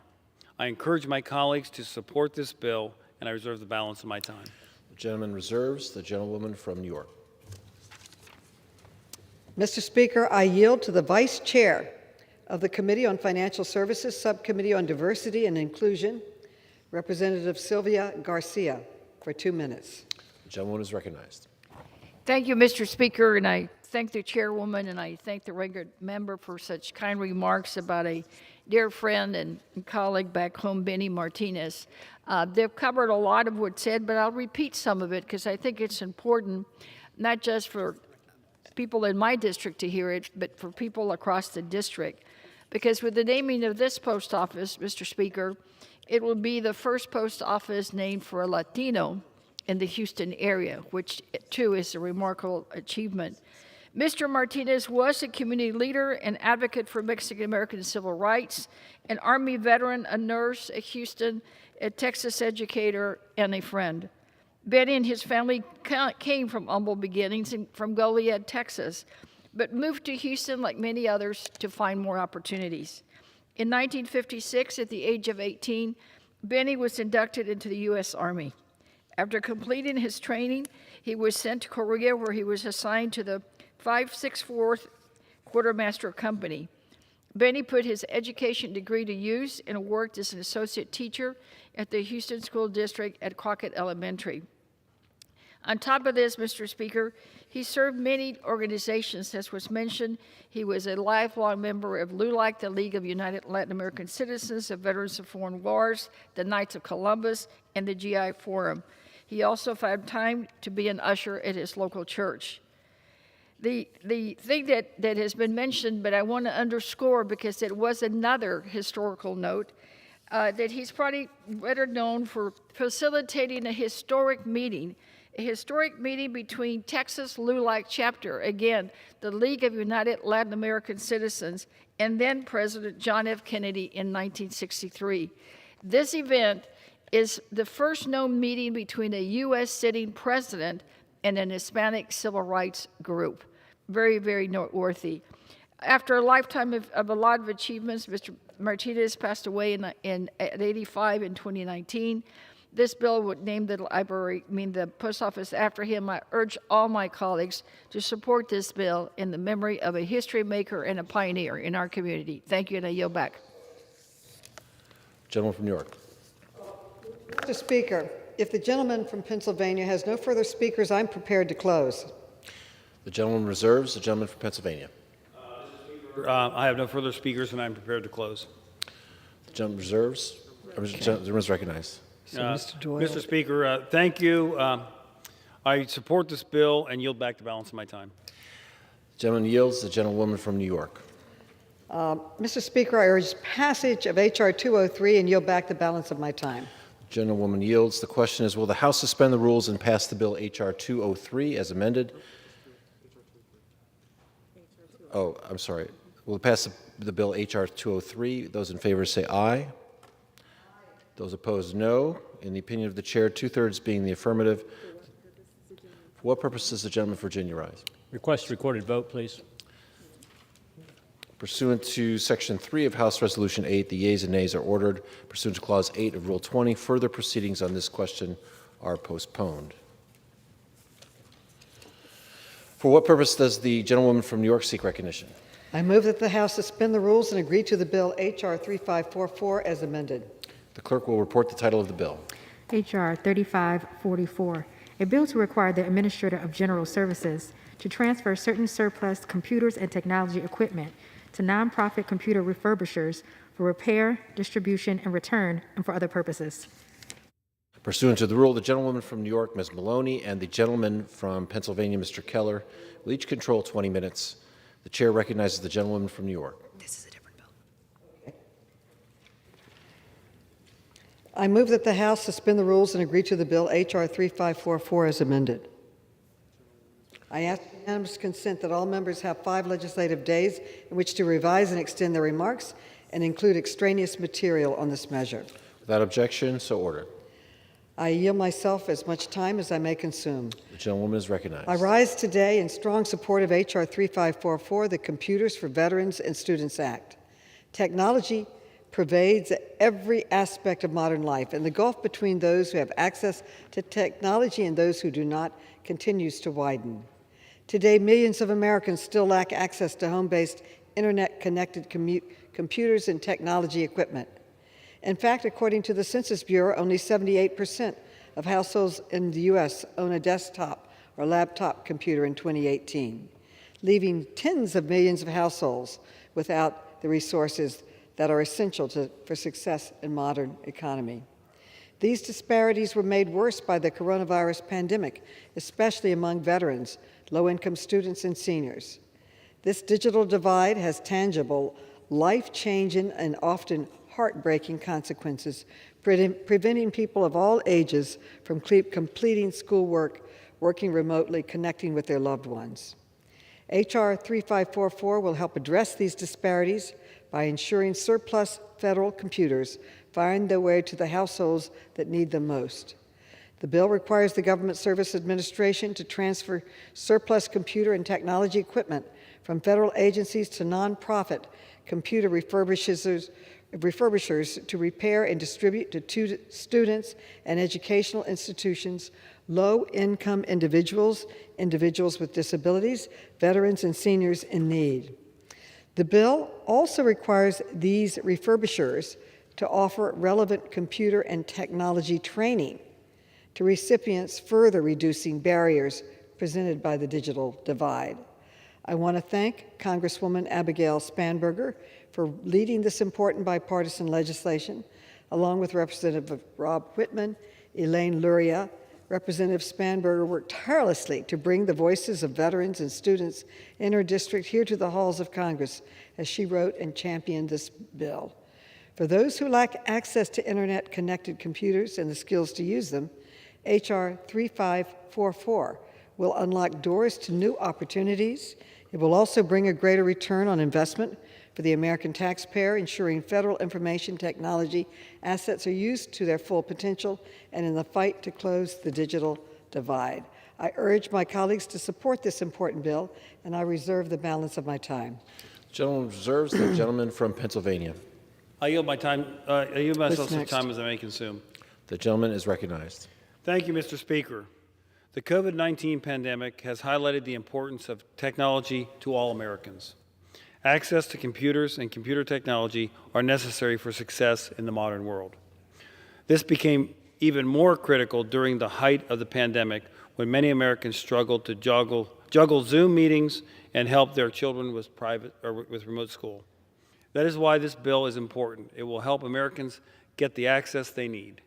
H.R. 3544, the Computers for Veterans and Students Act, will repurpose surplus federal IT equipment to help American veterans, students, disabled individuals, low-income households, seniors in need, and educational institutions of all kinds. H.R. 3544 requires the General Services Administration to transfer computers and tech equipment in need of repair to nonprofit computer refurbishers. These third-party refurbishers will then repair and distribute the IT equipment directly to veterans, students, and others in need. The bill also obligates these third-party refurbishers to offer training programs on the use of the technology being distributed. Those with access to computers and an understanding of how to use technology can enjoy many benefits, but a lack of such access and understanding presents significant challenges. Americans need to be able to conduct online research for a school project, connect with loved ones, or find and keep a steady job. I appreciate Representatives Abigail Spanberger and Rob Whitman for their leadership on this legislation. I encourage my colleagues to help our nation's veterans and students by supporting H.R. 3544. I reserve the balance of my time. The gentleman reserves. The gentlewoman from New York. Mr. Speaker, if the gentleman from Pennsylvania has no further speakers, I'm prepared to close. The gentleman is recognized. Mr. Speaker, I have no further speakers, and I am prepared to close. Gentleman is recognized. Thank you, Mr. Speaker. In closing, I would like to note that Congress is expected to pay tribute to veterans when we honor retired Chief Warrant Officer for Herschel Woody Williams. Woody, the last surviving World War II veteran who received the Medal of Honor, will lie in honor this week in the U.S. Capitol. In the spirit of that event, let us pay tribute to all those who have served our nation and all those who will serve our nation in the future. Instead of letting technology that American taxpayers have already invested in go to waste, the Bipartisan Computers for Veterans and Students Act will get such repairable government technology into the lives of Americans in need. I encourage my colleagues to support this bill and yield back the balance of my time. Gentleman yields. The gentlewoman from New York. Mr. Speaker, I urge passage of H.R. 3544 as amended and yield back the balance of my time. Gentleman yields. The question is, will the House suspend the rules and pass the bill H.R. 3544? Those in favor say aye. As amended. Those opposed say no. In the opinion of the chair, 2/3 being in the affirmative, the rules are suspended. The bill is passed, and without objection, the motion to reconsider is laid on the table. For what purpose does the gentlewoman from New York seek recognition? I move that the House suspend the rules and agree to the bill H.R. 5794. The clerk will report the title of the bill. H.R. 5794, a bill to designate the facility of the United States Postal Service located at 850 Walnut Street in McKeesport, Pennsylvania, as the First Sergeant Leonard A. Funk, Jr. Post Office Building. Pursuant to the rule, the gentlewoman from New York, Ms. Maloney, and the gentleman from Pennsylvania, Mr. Keller, each will control 20 minutes, and the chair now recognizes the gentlewoman from New York. I rise and I ask unanimous consent that all members may have 5 legislative days in which to revise and extend their remarks and include extraneous material on this measure. Objection, so ordered. I yield myself as much time as I may consume. I rise today in strong support of H.R. 5759, a bill to honor First Sergeant Leonard Funk. And I now yield to Chairman of the Committee on Energy and Commerce, Subcommittee on Communications and Technology, Chairman Mike Dole, for 2 minutes. The gentleman is recognized. I thank the gentlewoman from New York. Mr. Speaker, I rise today in support of my bill H.R. 5794. This bill would rename the post office located in my district at 850 Walnut Street in McKeesport, Pennsylvania, after First Sergeant Leonard A. Funk, Jr. Leonard was a lifelong resident of the Pittsburgh area. First Sergeant Funk enlisted in the Army months before U.S. entered World War II, where he volunteered to be a paratrooper. His time in the military was notable. After jumping into Normandy on D-Day with the 82nd Airborne Division, he earned the Distinguished Service Cross during Operation Market Garden. And on August 23, 1945, President Truman awarded First Sergeant Funk the Medal of Honor for his actions during the Battle of the Bulge.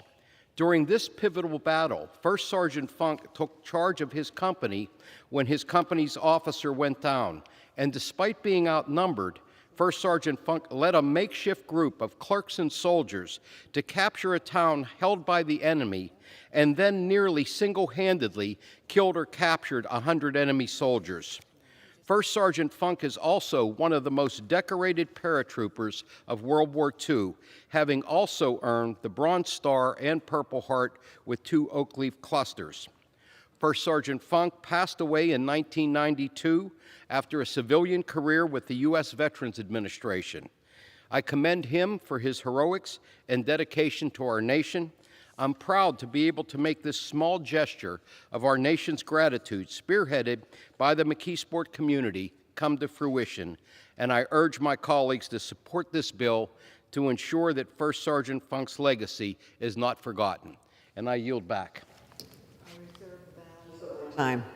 The gentlewoman from New York reserves. The gentleman from Pennsylvania is recognized. I yield myself such time as I may consume. Gentleman is recognized. Thank you, Mr. Speaker. I rise in support of H.R. 5794, which honors Sergeant Leonard Funk.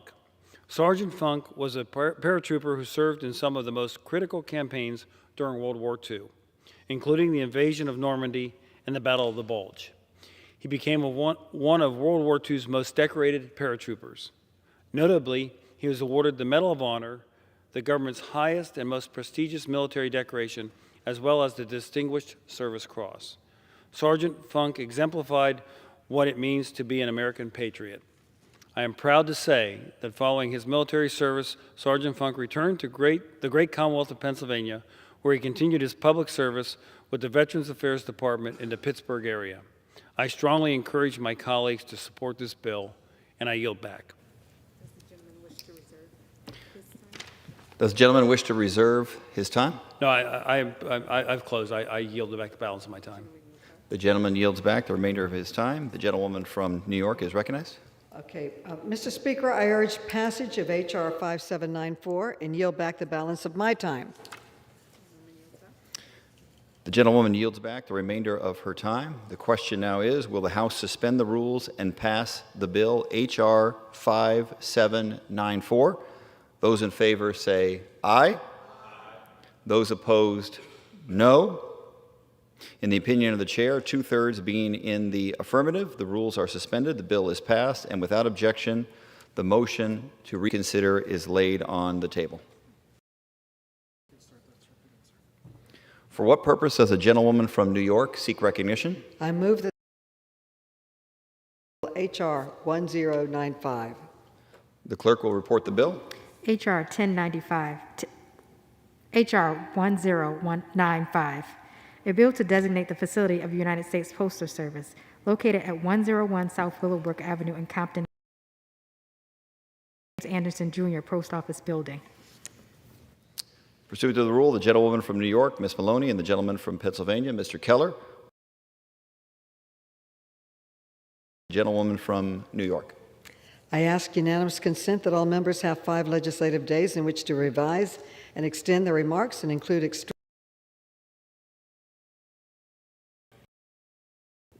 I yield myself as much time as I may consume. The gentlewoman is recognized. Mr. Speaker, I rise today in support of H.R. 1095. Anderson Jr. He was born on January 22, 1947, after attending Los Angeles Harbor Junior College for a year and a half.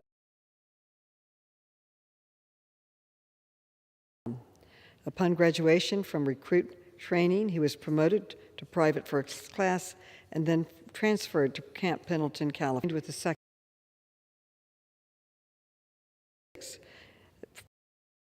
Anderson arrived in Vietnam, where he served as a rifleman. While on patrol, his platoon was ambushed and landed near a grenade to his chest and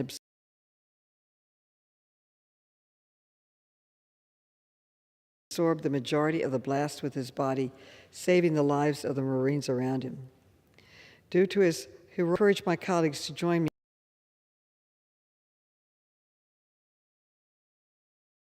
in honoring James Anderson's bravery by naming the post office 101 South Willowbrook Avenue in California as a private James Anderson.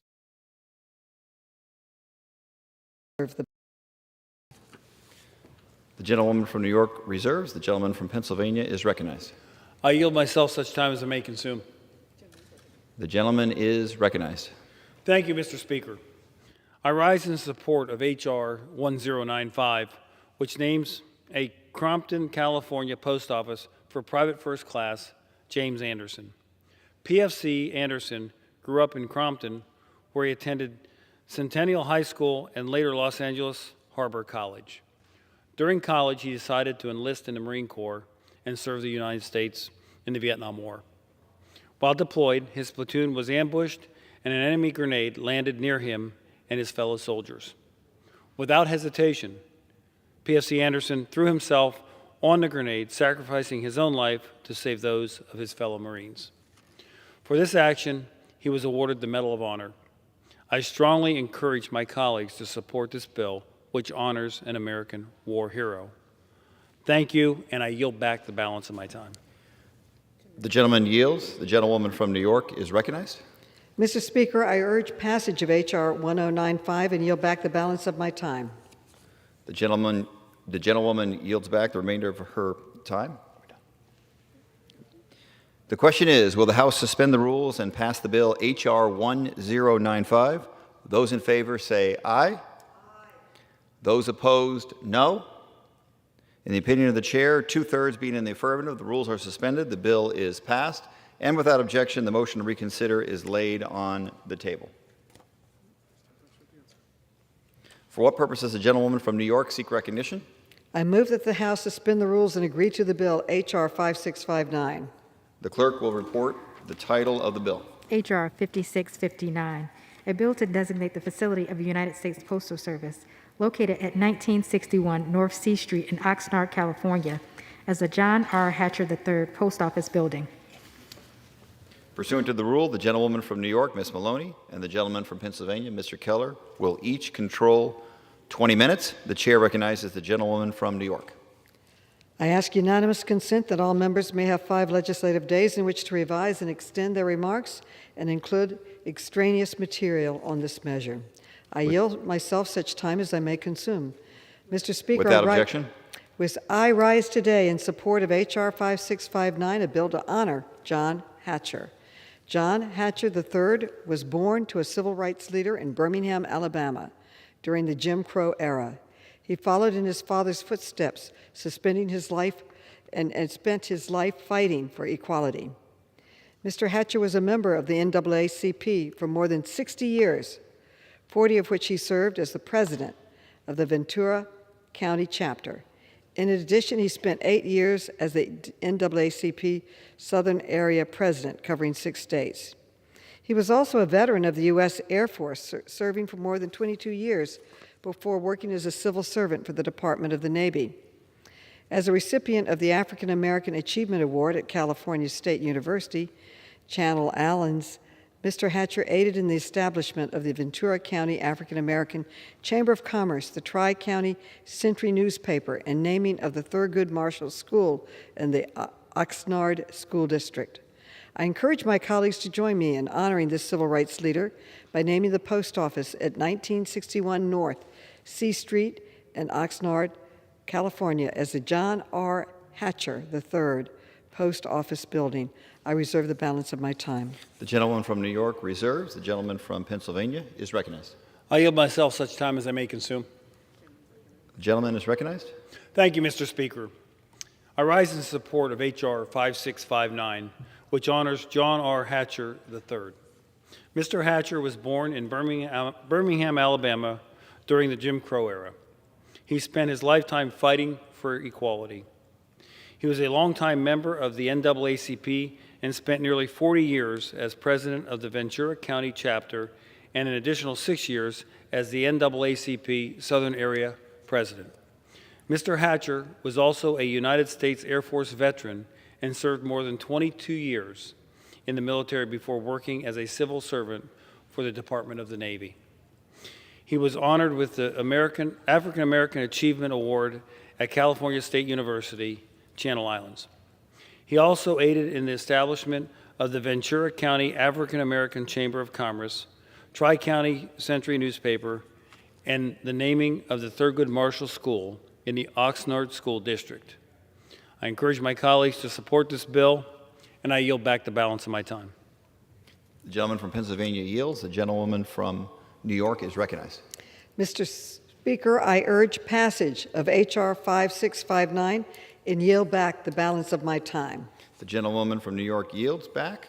The question is, will the House suspend the rules and pass the bill H.R. 5659? Those in favor say aye. Aye. Those opposed, no.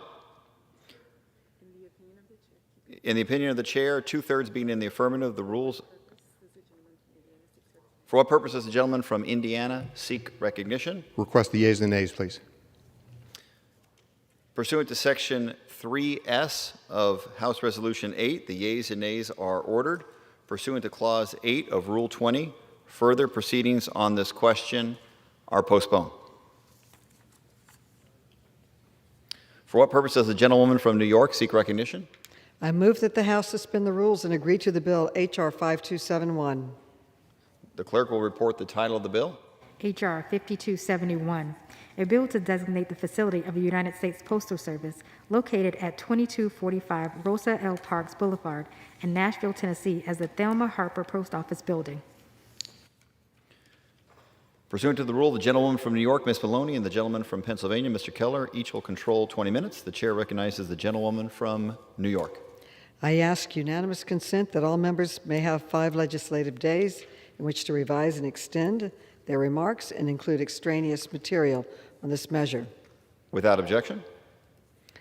Mr. Speaker, I rise today in support of H.R. 5271, a bill to honor Thelma Parker, and I yield to the chairman of the Committee on Armed Services Subcommittee on Strategic Forces, Chairman Jim Cooper, for 2 minutes. The chair recognizes the gentleman from Tennessee, Mr. Cooper. I thank you, Mr. Speaker, and I thank the gentlelady for yielding. I rise today to ask support for H.R. 5271, my bill to name this Nashville Post Office for a great friend of mine and a great friend of all Tennesseans, the late State Senator Thelma Harper. Thelma was many things. She was a beloved public servant. She was the first African American to be elected to the Tennessee State Senate, and she was the first female African American to be elected to the Tennessee Senate. And she was the longest serving female state senator in all of Tennessee history. Her nearly 4 decades of public service were marked by her tireless service on behalf of her constituents. She started in the city council, and she helped fight a toxic landfill in her community of Bordeaux. She then moved to the state senate, and she continued to fight for average people in Nashville, Tennessee. She served in the state senate until 2018, and she had a hand in many of Nashville's greatest projects. For example, bringing the Tennessee Titans to our city, the development of Nashville's Music City Center, of the downtown public library, and for the National Museum of African American Music. Thelma Harper was a proud member of Delta Sigma Theta sorority, and she served as chair of the Tennessee Commemorative Women's Suffrage Commission. She is fondly remembered for many of her Kids Are Special annual Easter egg hunts, which kids delighted in and which I personally participated in for many years. And those were held continuously and continued by her family since Thelma passed away in May of 2021. Most importantly, Thelma was a dear friend who was kind enough to include me in her family. She was a member of many of the organizations in Nashville, a mentor, a teacher, and a friend. She taught me how to find common ground even with some tough political adversaries. She saw the best in everyone. I urge my colleagues to support H.R. 5271. I reserve. The gentleman from New York reserves. The gentleman from Pennsylvania is recognized. I yield myself such time as I may consume. Gentleman is recognized. Thank you, Mr. Speaker. I rise in support of H.R. 5271, which honors former Tennessee State Senator Thelma Harper. Senator Harper was the first African-American female elected to the state Senate and the longest-serving female state senator in Tennessee history. Prior to this, she served as the grand jury foreman for the Davidson County's Fifth Circuit Court and as a representative of the Metropolitan Nashville Council. Throughout her time in public service, Senator Harper championed children's issues and has been recognized with numerous awards for her public service. She worked to create a safe haven law to save abandoned babies and established a fee waiver to provide low-income students with school supplies and lunches. Senator Harper was a dedicated public servant, and I encourage my colleagues to support this bill, and I yield back the balance of my time. The gentleman from Pennsylvania yields back. The gentlewoman from New York is recognized. Mr. Speaker, I urge passage of H.R. 5271 and yield back the balance of my time. The gentlewoman yields. The question is, will the House suspend the rules and pass the bill H.R. 5271? Those in favor say aye. Aye. Those opposed, no. In the opinion of the chair, 2/3 being in the affirmative, the rules. For what purpose does the gentleman from Indiana seek recognition? Request the yeas and the nays, please. I apologize. The gentleman from Idaho, I apologize. Pursuant to Section 3S of House Resolution 8, the yeas and nays are ordered. Pursuant to Clause 8 of Rule 20, further proceedings on this question are postponed. For what purpose does the gentlewoman from New York seek recognition? I move that the House suspend the rules and agree to the bill H.R. 5809. The clerk will report the title of the bill. H.R. 5809, a bill to designate the facility of the United States Postal Service located at 1801 Town and Country Drive in Norco, California, as the Lance Corporal Kareem Nakui Memorial Post Office Building. Pursuant to the rule, the gentlewoman from New York, Ms. Maloney, and the gentleman from Pennsylvania, Mr. Keller, will each control 20 minutes. The chair recognizes the gentlewoman from New York. I ask unanimous consent that all members have 5 legislative days in which to revise and extend their remarks and include extraneous materials on this measure. Without objection.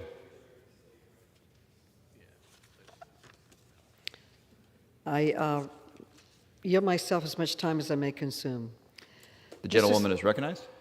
Mr. Speaker, I rise today in support of H.R. 5809, a bill to honor Lance Corporal Kareem Nakui. A high school student, Lance Corporal Nakui, joined the Air Force Junior ROTC program where he volunteered for the city of Norco's Pearl Harbor anniversary as well as prisoner of war events. After graduating from high school, he joined the Marine Corps, where he was assigned to the 2nd Battalion, 1st Marines Unit stationed at Camp Pendleton. Where he was afforded leave, he often returned home and invited his fellow Marines to share a home-cooked meal with his family.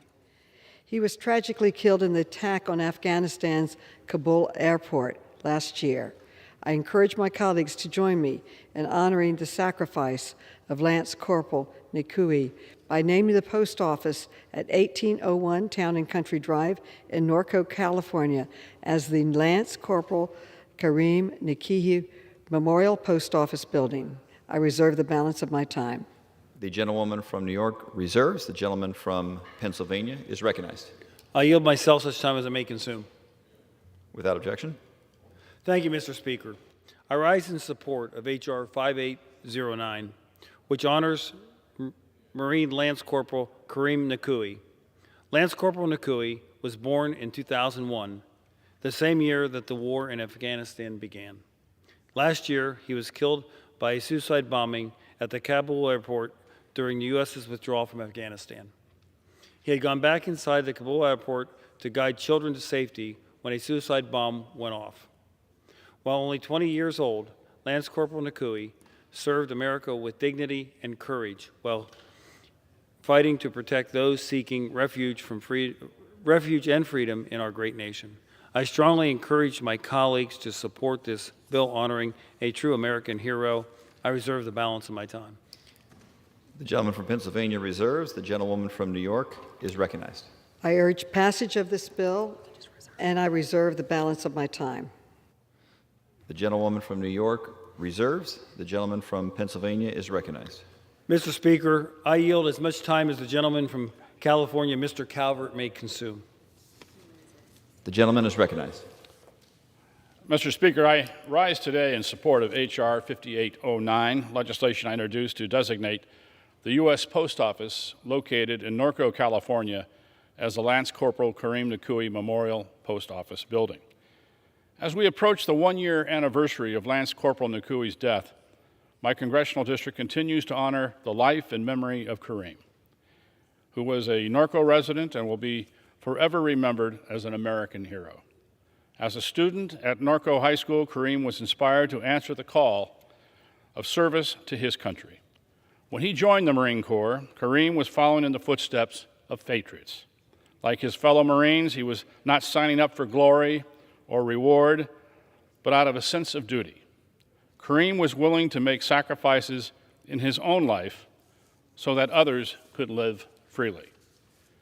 In his final days, Kareem was on the front lines of a mission to secure freedom for desperate people trying to flee Afghanistan. Like so many of the U.S. service members and coalition allies, Kareem conducted himself with bravery, compassion, despite the chaos that resulted from a poorly planned exit from Afghanistan. In addition to securing the airfield, Kareem helped care for children, women, and the elderly by sharing with them water, candy. The suicide bombing that claimed the lives of Kareem and 12 other U.S. service members, as well as hundreds of Afghans, was an act of cowardice and evil. The worst of mankind heartbreakingly robbed us of so many who represented the best of mankind. This bill, this Congress, and this country can never fully repay the Nukui family for the sacrifice that they have made. But by passing this bill, the House remembers Kareem's bravery, and we pay tribute to a young life taken too soon. As a sponsor of this bill, I will continue to work so it becomes law, so that the community of Norco will forever honor and enshrine the name of Lance Corporal Kareem Nukui. I yield back. The gentleman from Pennsylvania is recognized. Mr. Speaker, I am prepared to close. The gentleman is recognized. Thank you, Mr. Speaker. I just support the bill and would encourage all my colleagues to do this, and I yield back the balance of my time. The gentleman from Pennsylvania yields. The gentlewoman from New York is recognized. Mr. Speaker, I urge passage of H.R. 5809 and yield back the balance of my time. The question is now, will the House suspend the rules and pass the bill H.R. 5809? Those in favor say aye. Those opposed, no. In the opinion of the chair, two-thirds being in the affirmative, the rules are suspended, the bill is passed, and without objection, the motion to reconsider is laid on the table. For what purpose does the gentlewoman from New York seek recognition? I move that the House suspend the rules and agree to the bill H.R. 4622. The clerk will report the title of the bill. H.R. 4622, a bill to designate the facility of United States Postal Service located at 226 North Main Street in Roseville, Ohio, as the Ronald E. Rosser Post Office. Pursuant to the rule, the gentlewoman from New York, Ms. Maloney, and the gentleman from Pennsylvania, Mr. Keller, will each control 20 minutes. The chair recognizes the gentlewoman from New York. I ask unanimous consent that all members may have 5 legislative days in which to revise and extend their remarks and include extraneous material on this measure. Without objection. Mr. Speaker, I rise today in support of H.R. 4622, a bill to honor Ronald E. Rosser, and I reserve. The gentlewoman from New York reserves. The gentleman from Pennsylvania is recognized. I yield myself such time as I may consume. Gentleman is recognized. Thank you, Mr. Speaker. I rise in support of H.R. 4622, which honors Ronald Rosser.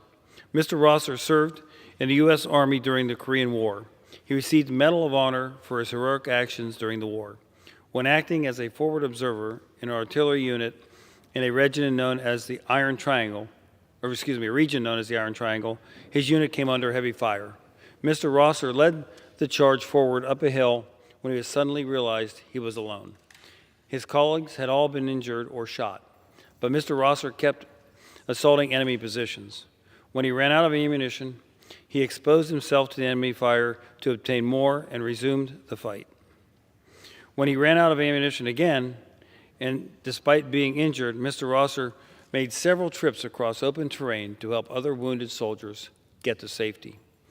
He passed away in August of 2020, leaving a legacy of bravery.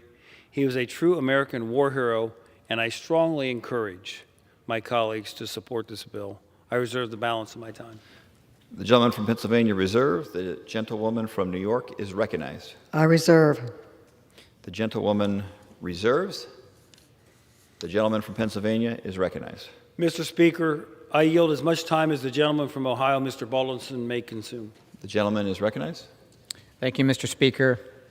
Thank you, Mr. Keller. I rise today in support of H.R. 4622 to designate the Roseville, Ohio Post Office as the Ronald E. Rosser Post Office. The second oldest of 17 siblings, Ron Rosser also had a sense of duty to his family and country.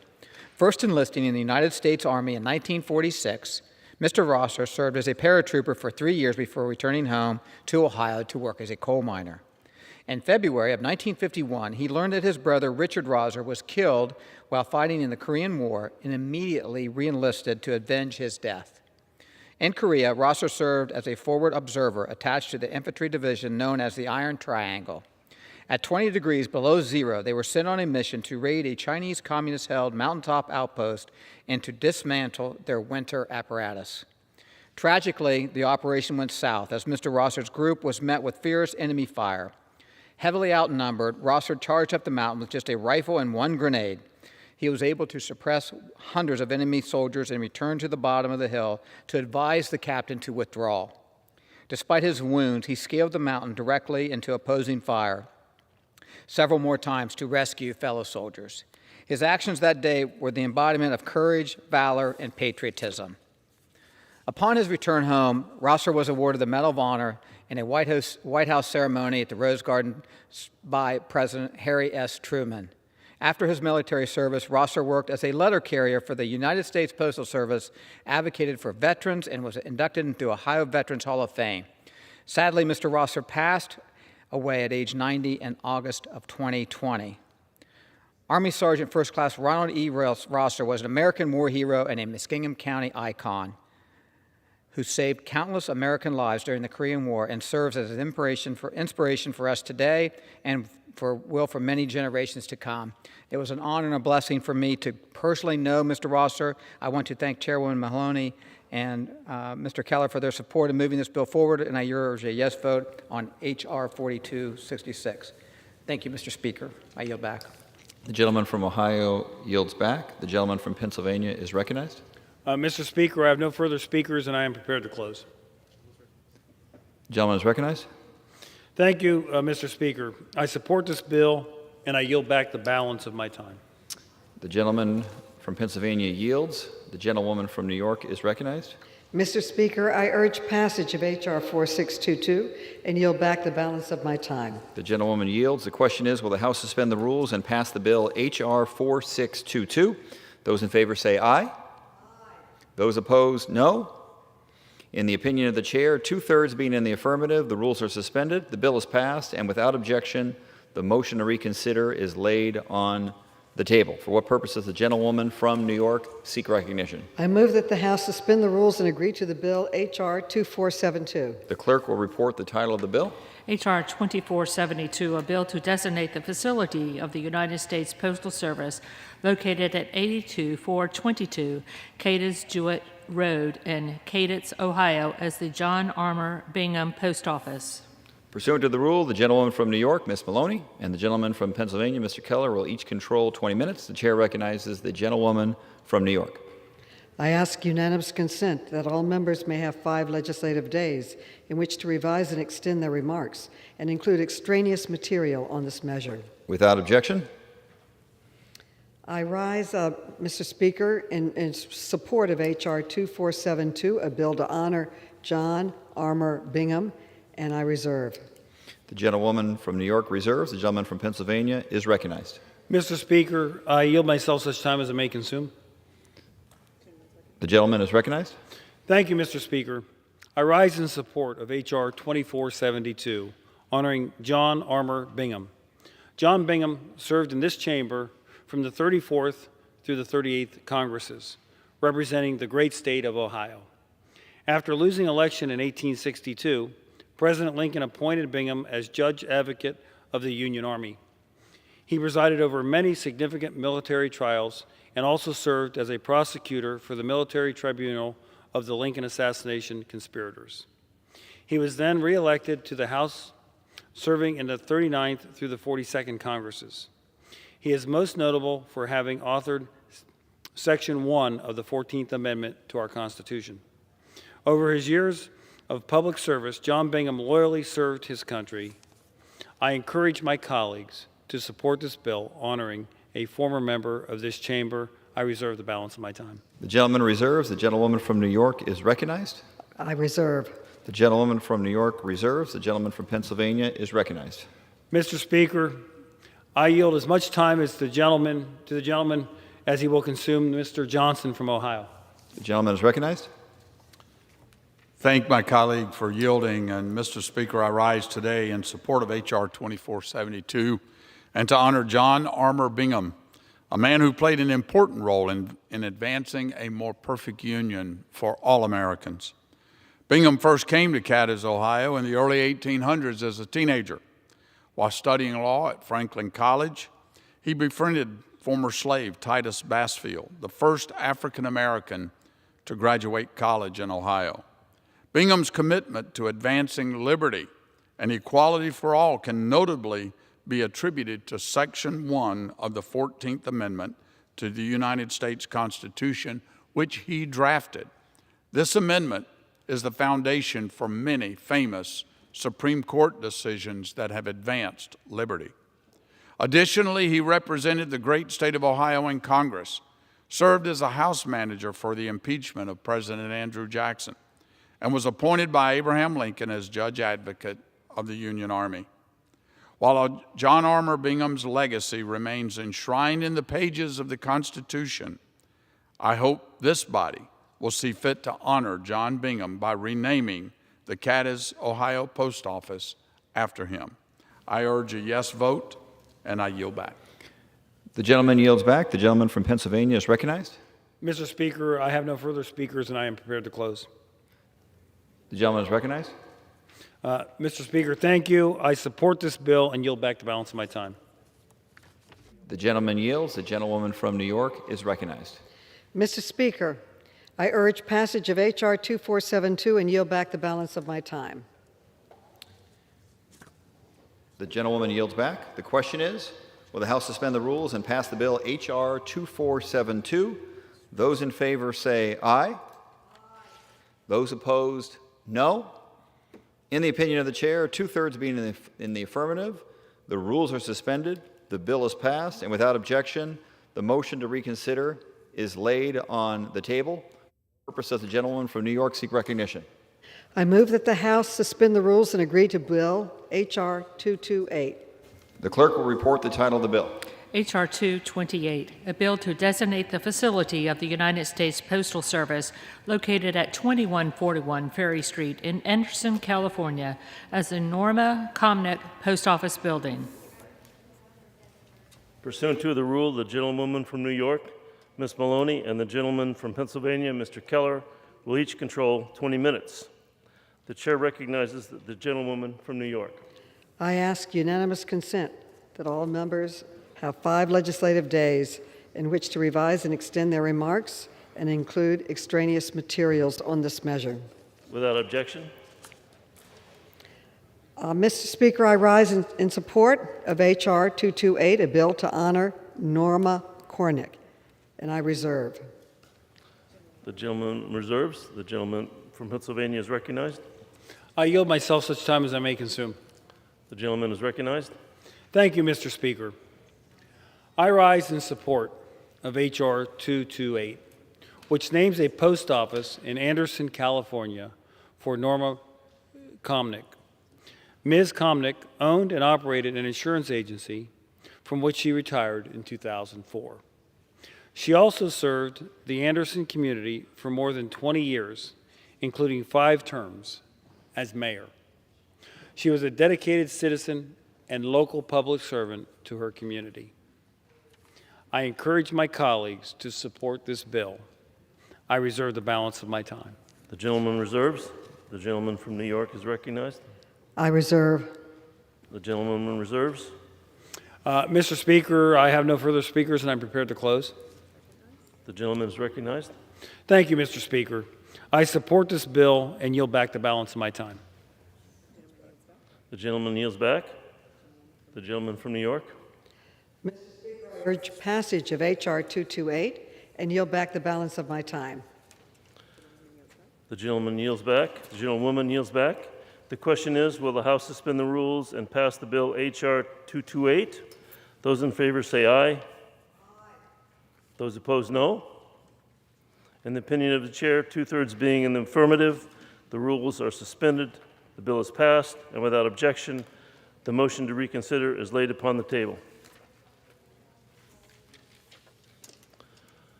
Pursuant to Clause 12A of Rule 1, The chair declares the House in recess until approximately 6:30 today.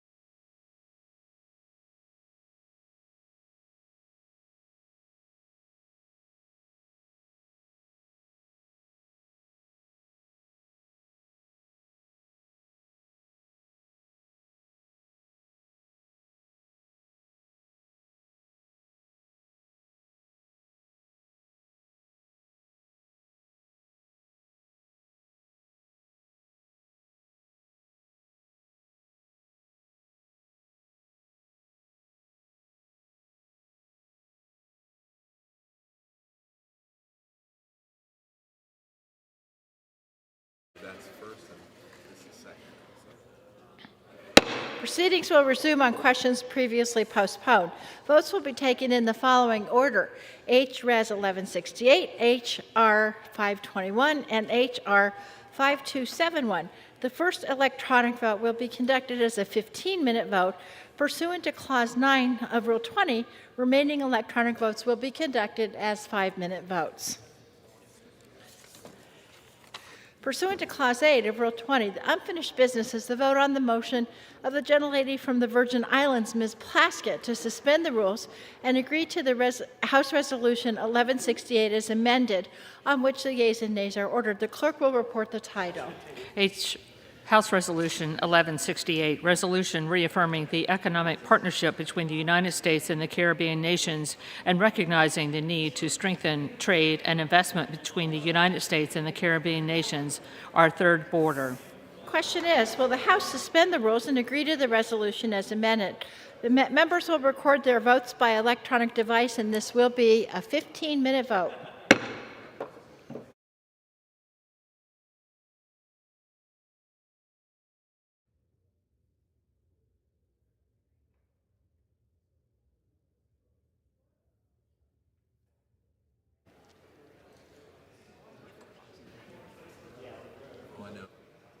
After this vote, They're going to swear in the new member.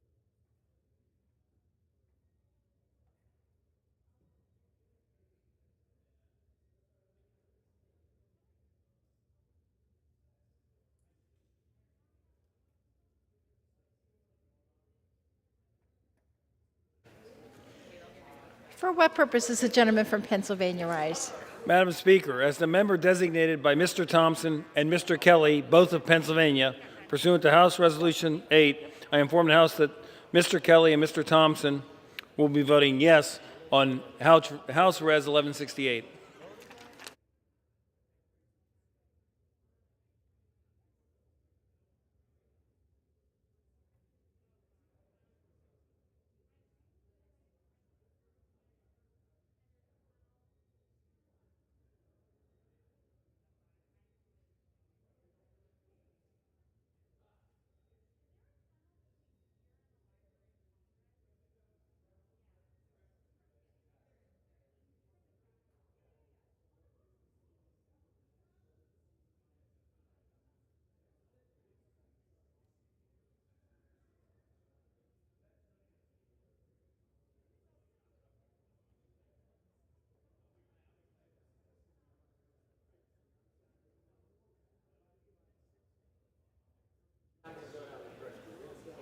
For what purpose does the gentleman from Florida rise? Thank you, Madam Speaker. As the member designated by Ms. Salazar of Florida, I inform the House that Ms. Salazar will vote yea on House Res 1168.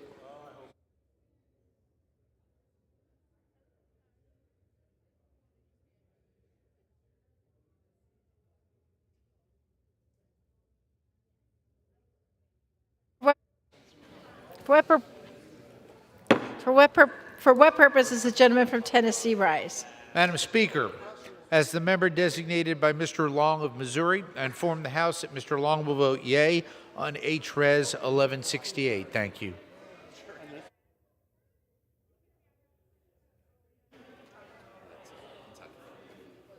For what purpose does the gentleman from Kentucky rise? Madam Speaker, as a member designated by Mr. Barr from Kentucky, I inform the House that Mr. Barr will vote yea on H.Res. 1168.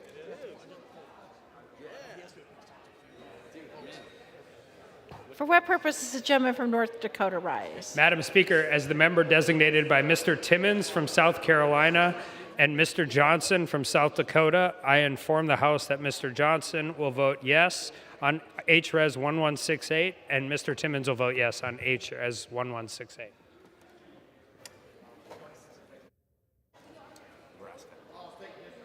For what purpose does the gentleman from Nebraska rise? As the member designated by Ms. Vicki Hartzler, I inform the House that Ms. Hartzler from Missouri will vote no on H.Res. 1168. For what purpose does the gentleman from Texas rise? Madam Speaker, as a member designated by Mr. Fallon, I inform the House that Mr. Fallon will vote yea on H.R. 1168.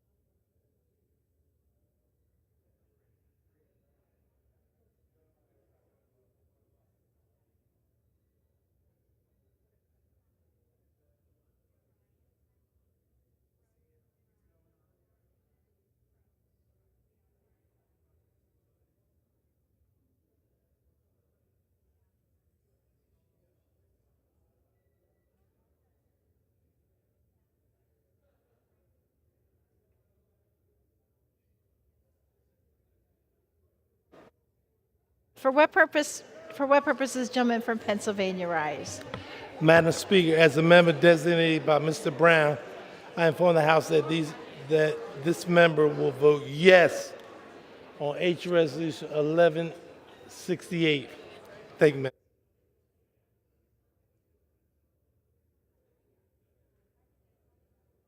Okay, this next.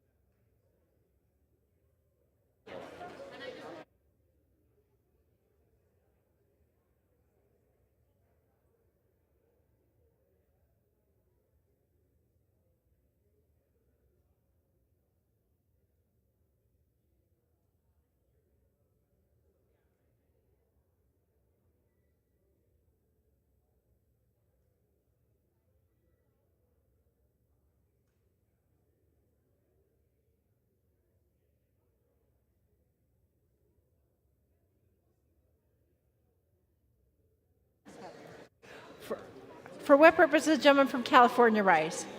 Madam Speaker, as a member designated by Mr. Bentz of Oregon, I inform the House that Mr. Bentz will vote yea on H.Res. 1168. Thank you.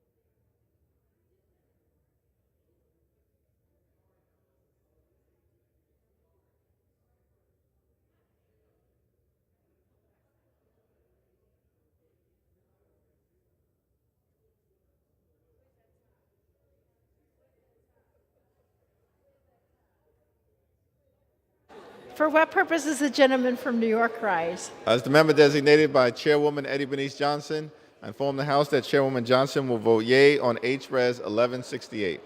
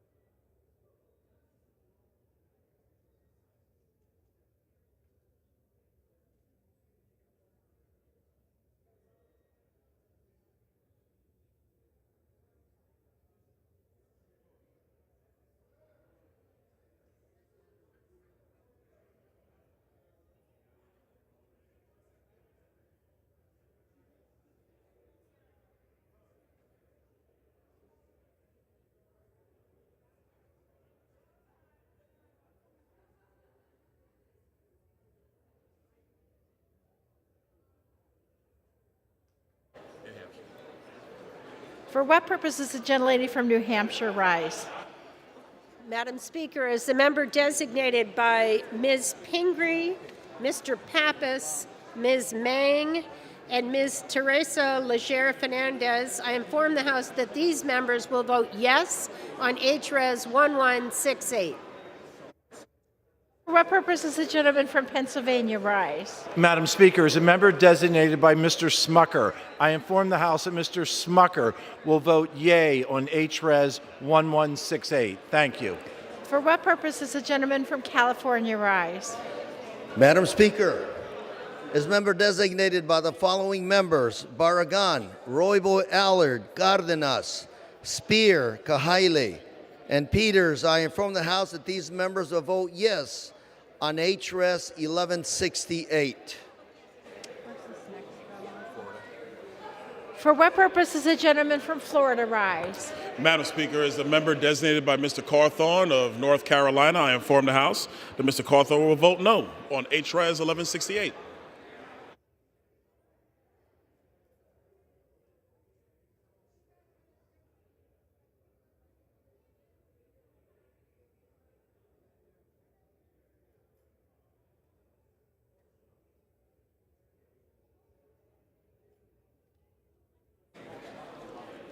For what purpose does the gentlelady from Florida rise? Good evening, Madam Speaker. As the member designated by Mr. Soto and Ms. Murphy, both of Florida, I inform the House that these members will vote yea on HRES 1168.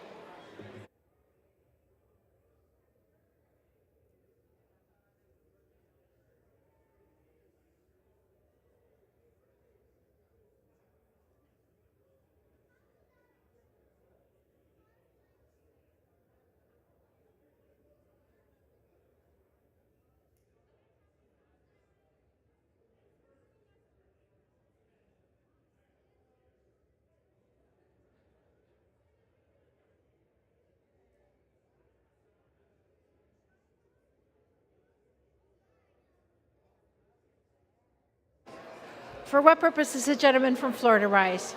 Madam Speaker, as the member designated by Dr. Gosar of Arizona, I inform the House that Dr. Gosar will vote no on HRES 1168.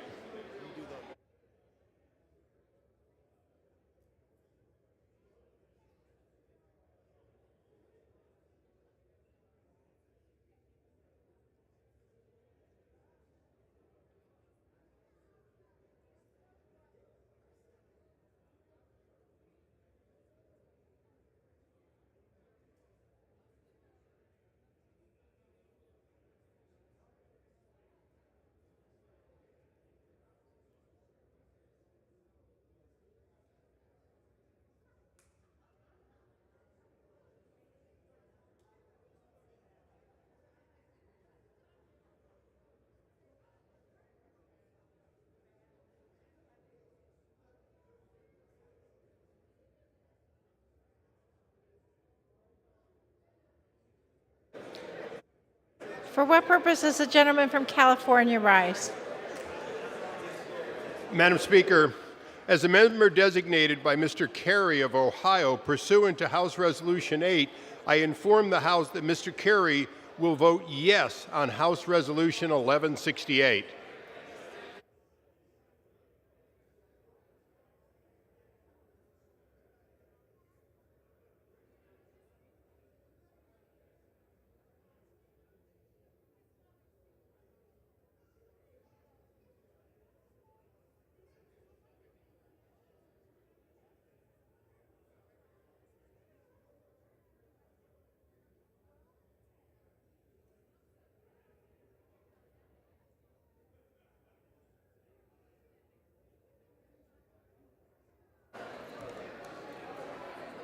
For what purpose does the gentleman from Utah rise? Madam Speaker, as member designated by Ms. Herrera Butler of Washington, I inform the House that Ms. Herrera Butler will vote yea on HRES 1168.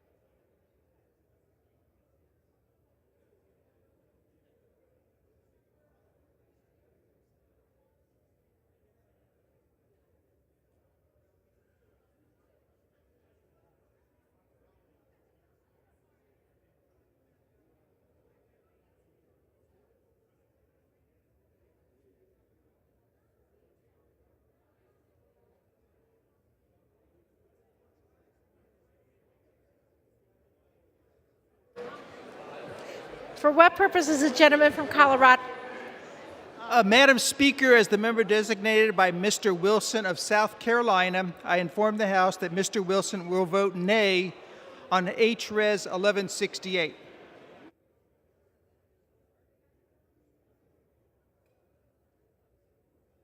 Purpose is the gentleman from Indiana rise.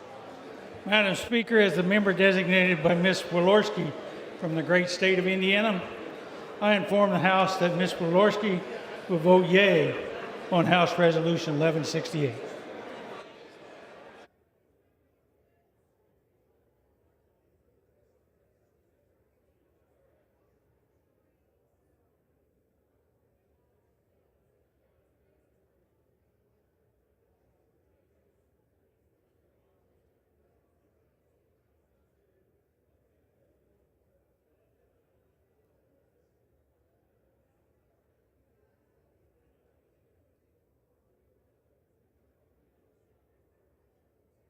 For what purpose is the gentlelady from New York rise?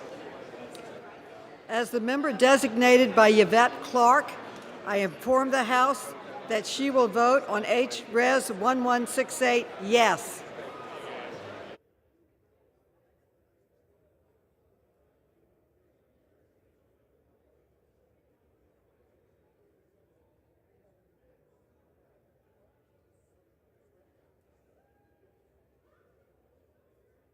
What purpose is the gentleman from New Jersey rise? Madam Speaker, as the member designated by Mr. Donald Payne, Mr. Albio Series, Ms. Ann Kirkpatrick, Mr. Bill Pascrell, Mr. Peter Welch, and Mr. Brian Higgins, I inform the House that these members will vote yes on H.Res. 1168.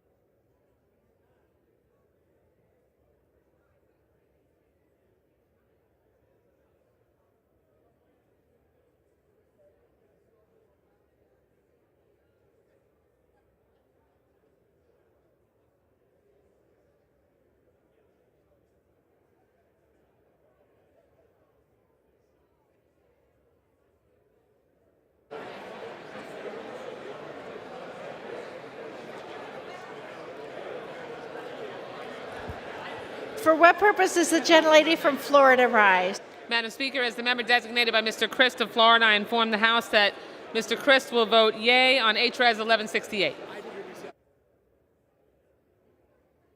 For what purpose is the gentleman from Illinois rise? As the member designated by Mr. Deutsch, I inform the House that Mr. Deutsch will vote yea on House Res. 1168.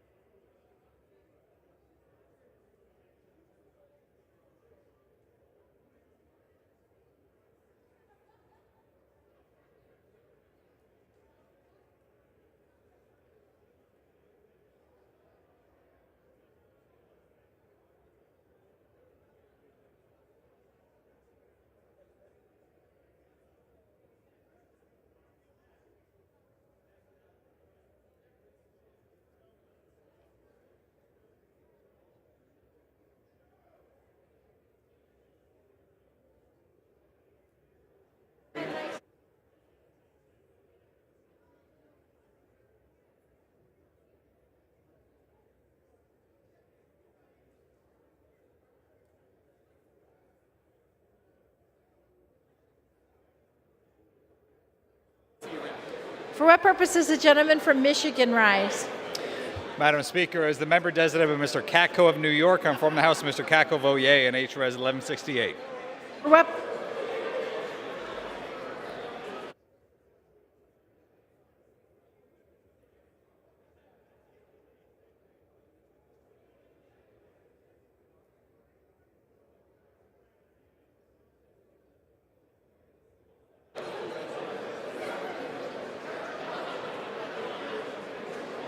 For what purpose does the gentlelady from Michigan rise? Madam Speaker, as the member designated by Mr. Moulton of Massachusetts, Mr. Hahn of Massachusetts, and Ms. Lawrence of Michigan, I inform the House that these members will vote yes on H-Res 1168.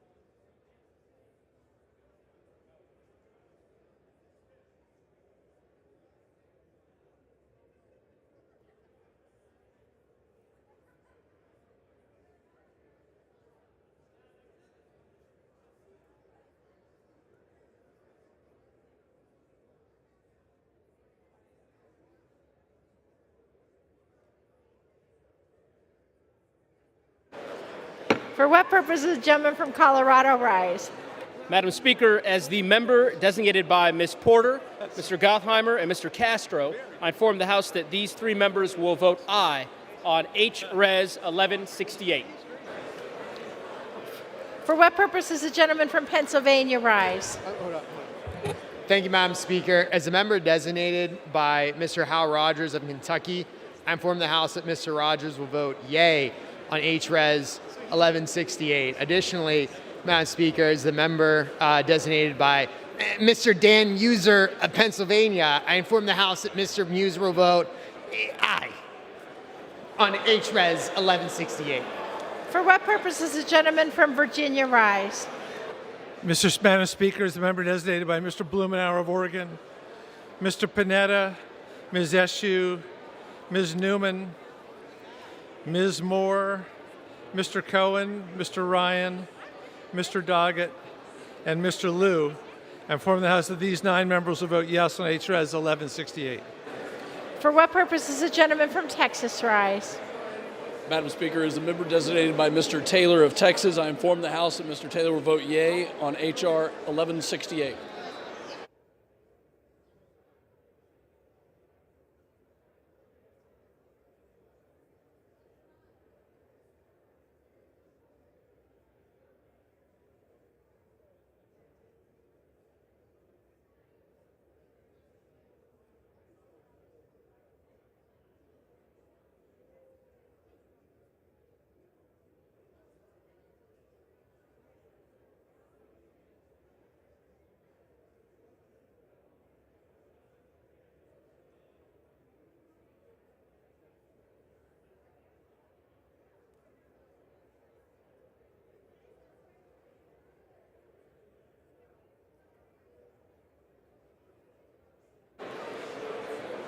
For what purpose does the gentlelady from Georgia rise? Madam Speaker, as the member designated by Ms. Bass of California, Mr. Torres of New York, and Ms. Wilson of Florida, I inform the House that these members will vote yes on H-Res 1168.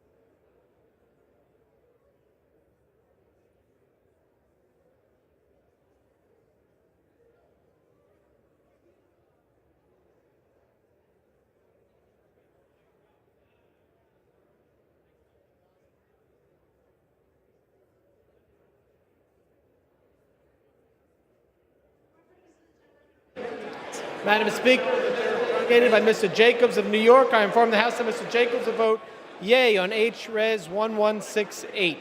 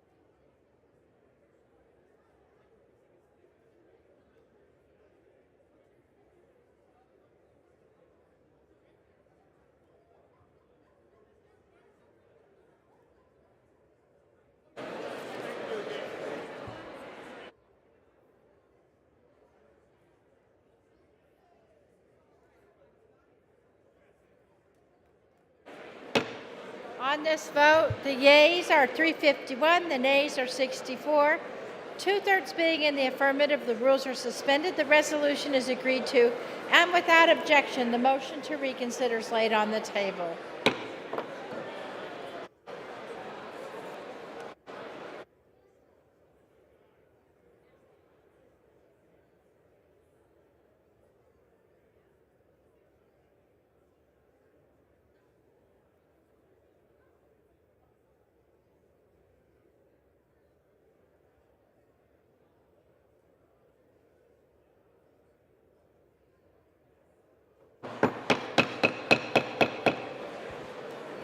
The House will be in order.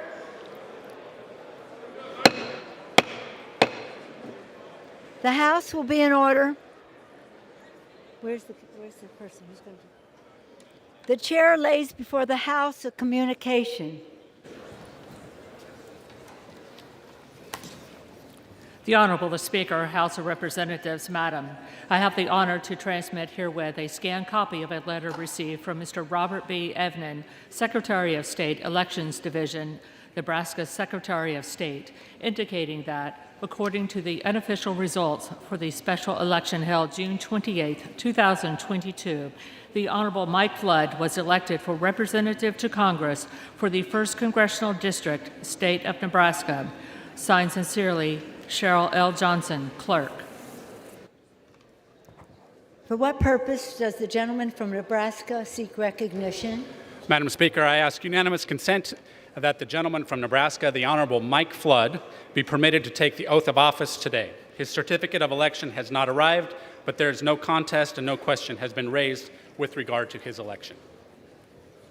Without objection, the House will be in order. Will Representative-elect Flood and members of the Nebraska delegation present themselves in the well. All members will please rise, and the representative-elect will please raise his right hand. Do you solemnly swear that you will support and defend the Constitution of the United States against all enemies, foreign and domestic, that you bear true faith and allegiance to the same, that you take this obligation freely without any mental reservation or purpose of evasion, and that you will well and faithfully discharge the duties of the office on which you are about to enter? So help you God. I so swear. Congratulations, you are now a member of the 117th Congress.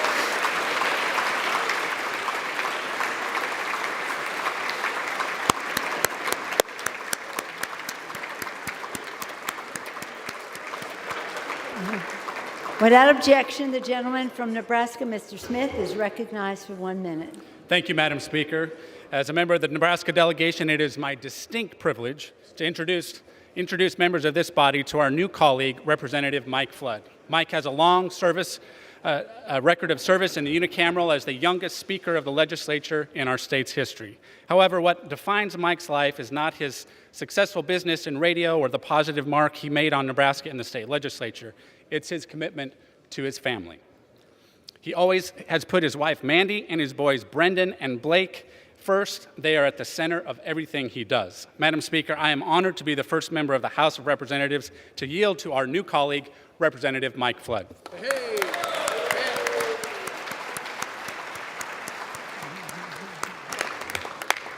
Madam Speaker, I rise today and am incredibly grateful for the opportunity to be here.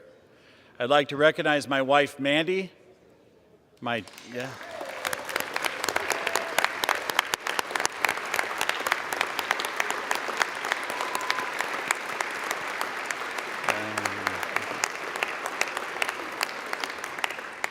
and my two boys, Brendan and Blake.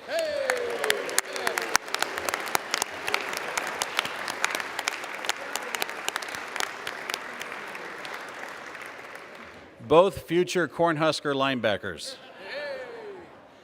Their support and hard work has made this day possible. My mom passed away in January, and today would have been her 79th birthday. And although she's a Democrat, I know she is... After she died, she switched over.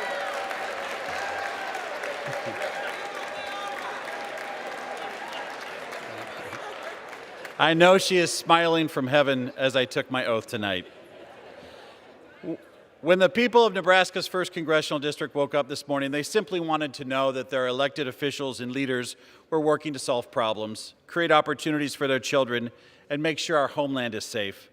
In that spirit, with a deep sense of abiding love for our country, I look forward to working with all of you to find solutions to America's toughest problems.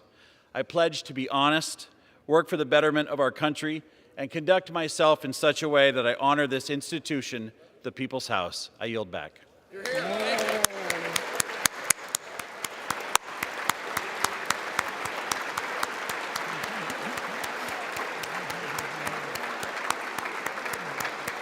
was as brief as they talked. Under Clause 5D of Rule 20, the chair announces that the House, in light of the administration of the oath to the gentleman from Nebraska, the whole number of the House is 431. Pursuant to Clause 8 of Rule 20, the unfinished business is the vote on the motion of the gentlewoman from New York, Ms. Maloney, to suspend the rules and pass H.R. 521 as amended, on which the yeas are ordered. The clerk will report the title.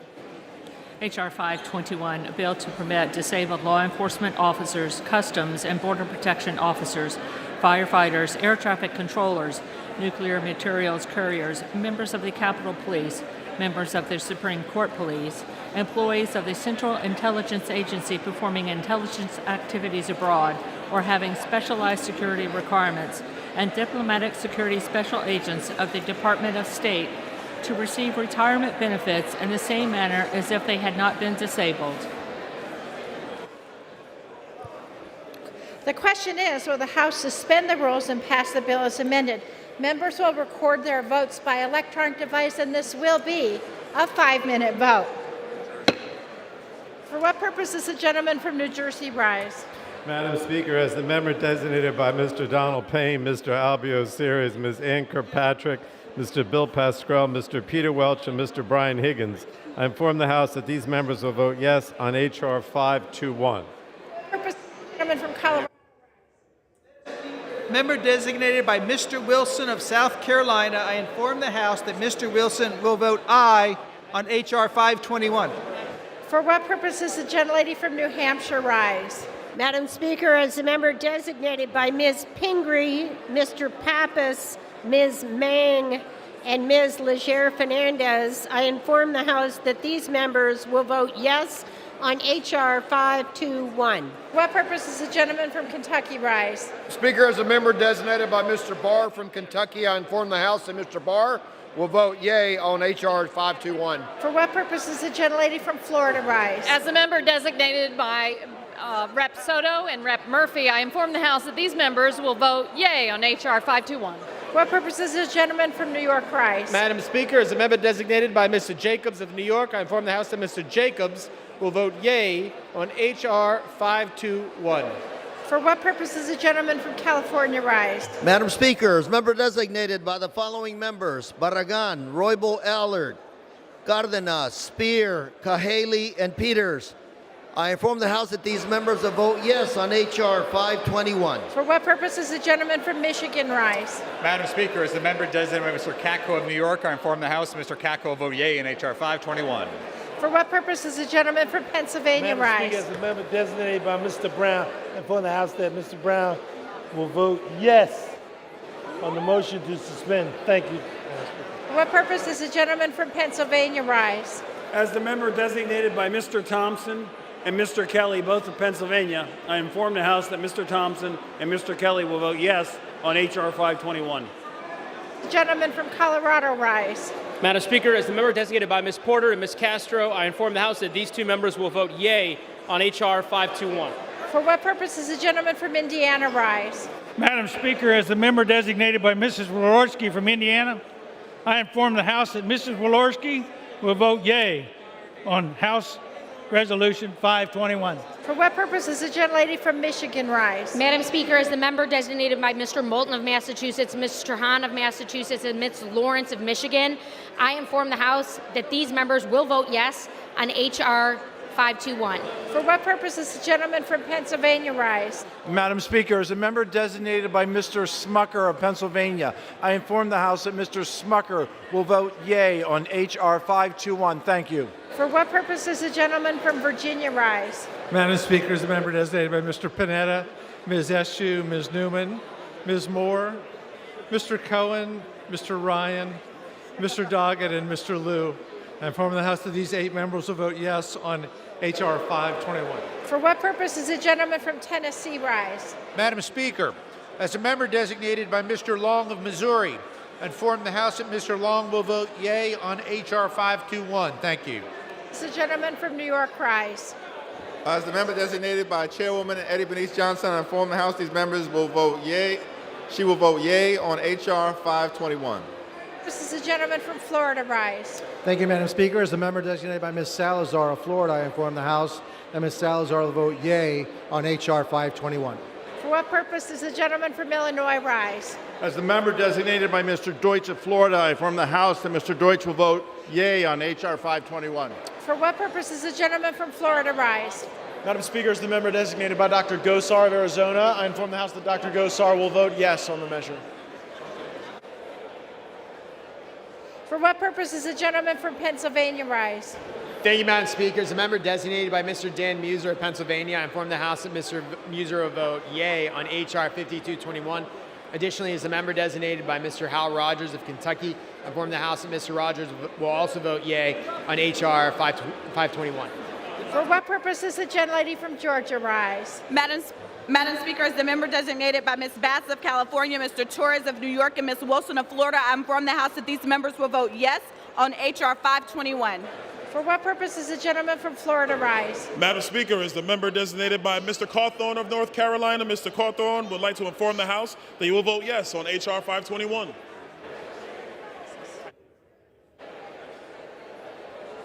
For what purpose does the gentleman from Texas rise? Madam Speaker, as a member designated by Mr. Taylor of Texas, I inform the House that Mr. Taylor will vote yea on H.R. 521.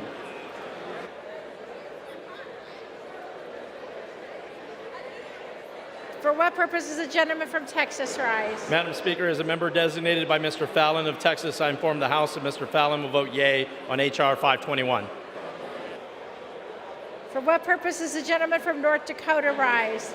Madam Speaker, as the member designated by Mr. Timmons from South Carolina, I inform the House that Mr. Timmons will vote yes on H.R. 521. And as the member designated by Mr. Johnson from South Dakota, I inform the House that Mr. Johnson will vote yes on H.R. 521. For what purpose does the gentleman from Florida rise? Thank you. I'm sorry, California. From California. Madam Speaker, as the member designated by Mr. Kerry of Ohio, pursuant to House Resolution 8, I inform the House that Mr. Kerry will vote yes on H.R. 521. For what purpose does the gentlelady from Florida rise? Madam Speaker, as the member designated by Mr. Christ of Florida, I inform the House that Mr. Christ will vote yea on H.R. 521. For what purpose does the gentleman from Nebraska rise? Thank you, Madam Speaker. As member designated by Ms. Vicky Hartzler from Missouri, I inform the House that Ms. Hartzler will vote no, or vote yes, on H.R. 521. For what purpose does the gentleman from Utah rise? Madam Speaker, as member designated by Mr. Herrera Butler of Washington, I inform the House that Mr. Herrera Butler will vote yea on H.R. 521.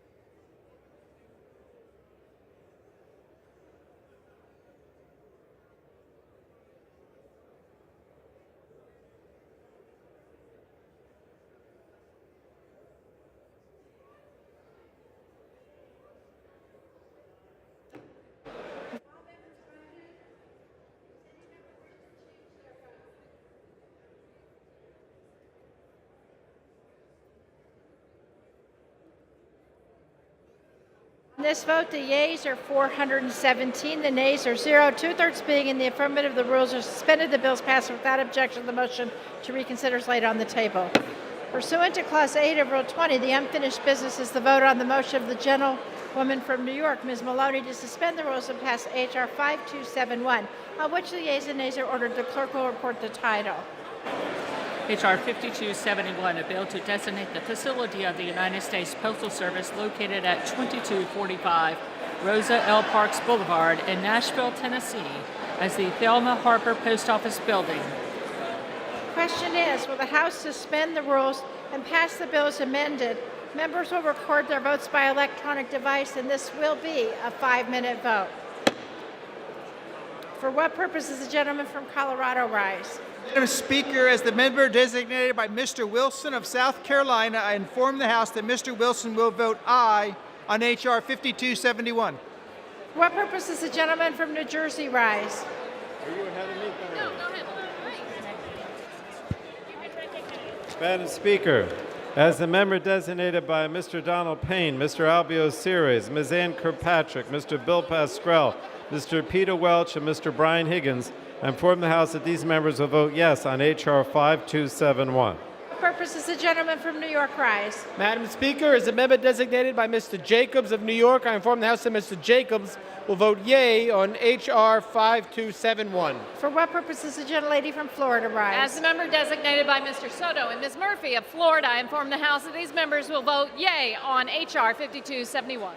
For what purpose does the gentleman from Tennessee rise? Madam Speaker, as the member designated by Mr. Long of Missouri, I inform the House that Mr. Long will vote yea on H.R. 5271. Thank you. For what purpose does the gentleman from Pennsylvania rise? Madam Speaker, as a member designated by Mr. Brown, I inform the House that Mr. Brown vote yes on the motion to suspend the rules. For what purpose does the gentleman from Pennsylvania rise? Madam Speaker, as the member designated by Mr. Thompson and Mr. Kelly, both of Pennsylvania, I inform the House that Mr. Kelly and Mr. Thompson will be voting yes on H.R. 5271. For what purpose does the gentlelady from New Hampshire rise? Madam Speaker, as the member designated by Ms. Pingree, Mr. Pappas, Ms. Mang, and Ms. Legere Fernandez, I inform the House that these members will vote yes on H.R. 5271. For what purpose does the gentleman from Kentucky rise? Madam Speaker, as a member designated by Mr. Barr of Kentucky, I inform the House that Mr. Barr will vote nay on H.R. 5271. For what purpose does the gentleman from Illinois rise? Madam Speaker, as the member designated by Mr. Deutsch of Florida, I inform the House that Mr. Deutsch will vote yea on H.R. 5271. For what purpose does the gentleman from North Dakota rise? Madam Speaker, as the member designated by Mr. Timmons from South Carolina, I inform the House that Mr. Timmons will vote yes on H.R. 5271.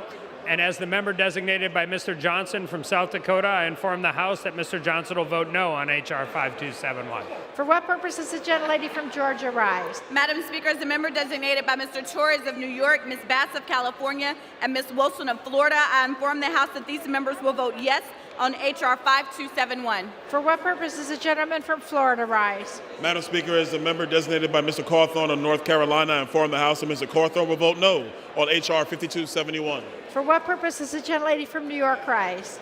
As the member designated by Yvette Clark, I inform the House that Yvette will vote yes on H.R. 5271.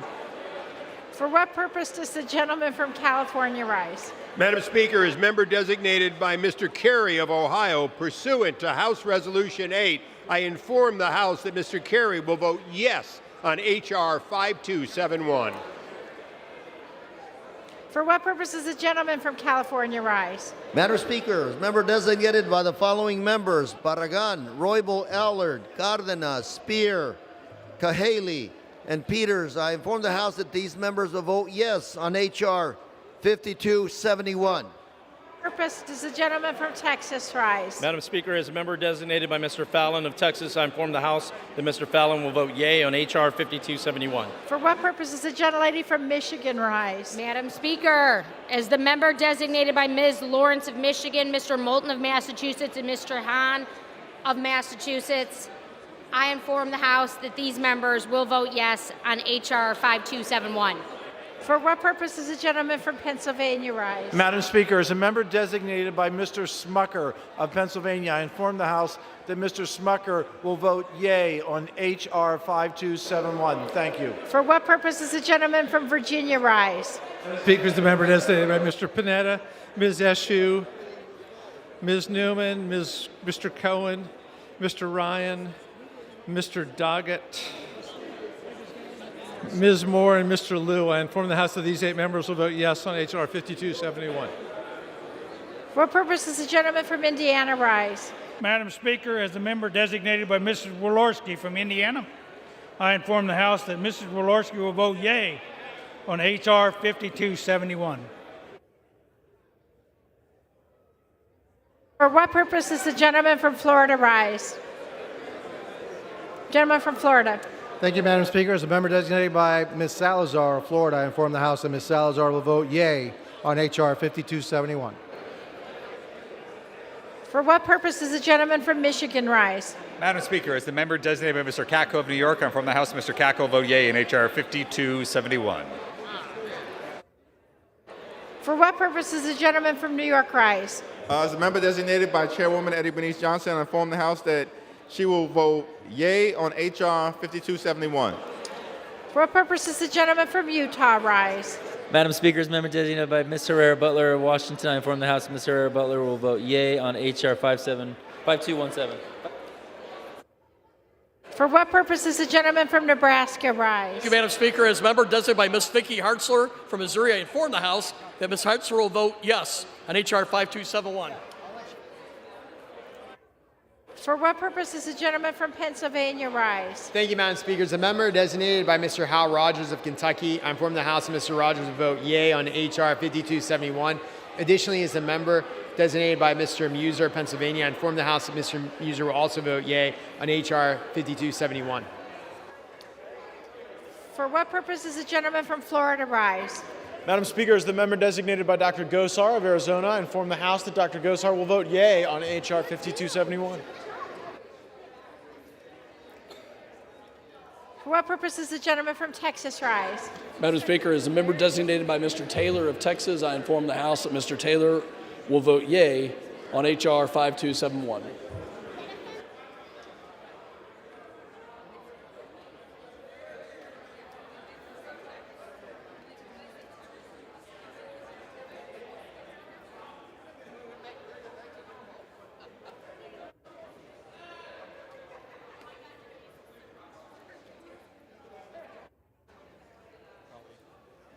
For what purpose does the gentleman from Colorado rise? Madam Speaker, as the member designated by Mr. Castro and Ms. Porter, I inform the House that these 2 members will vote aye on H.R. 5271.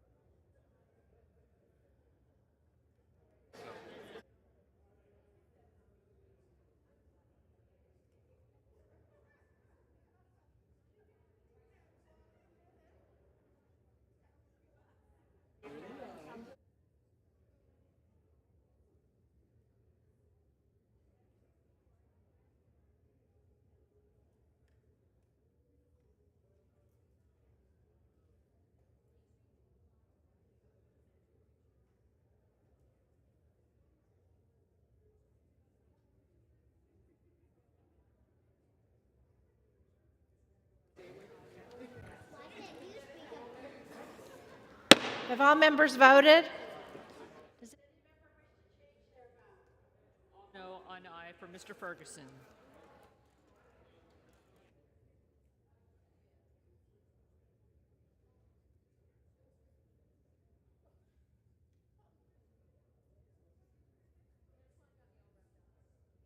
On this vote, the yeas are 330, the nays are 81, and 3 members recorded as present, 2/3 being in the affirmative. The rules are suspended, the bill is passed, and without objection, the motion to reconsider is laid on the table.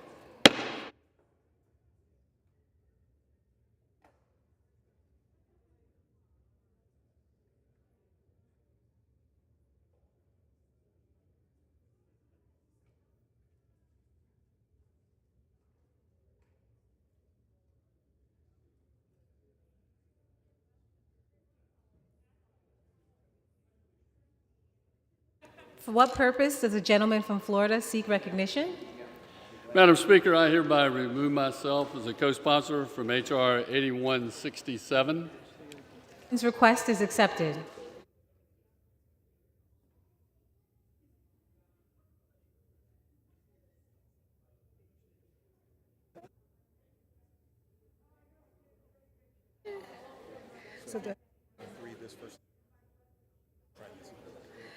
The chair will now entertain requests for 1-minute speeches.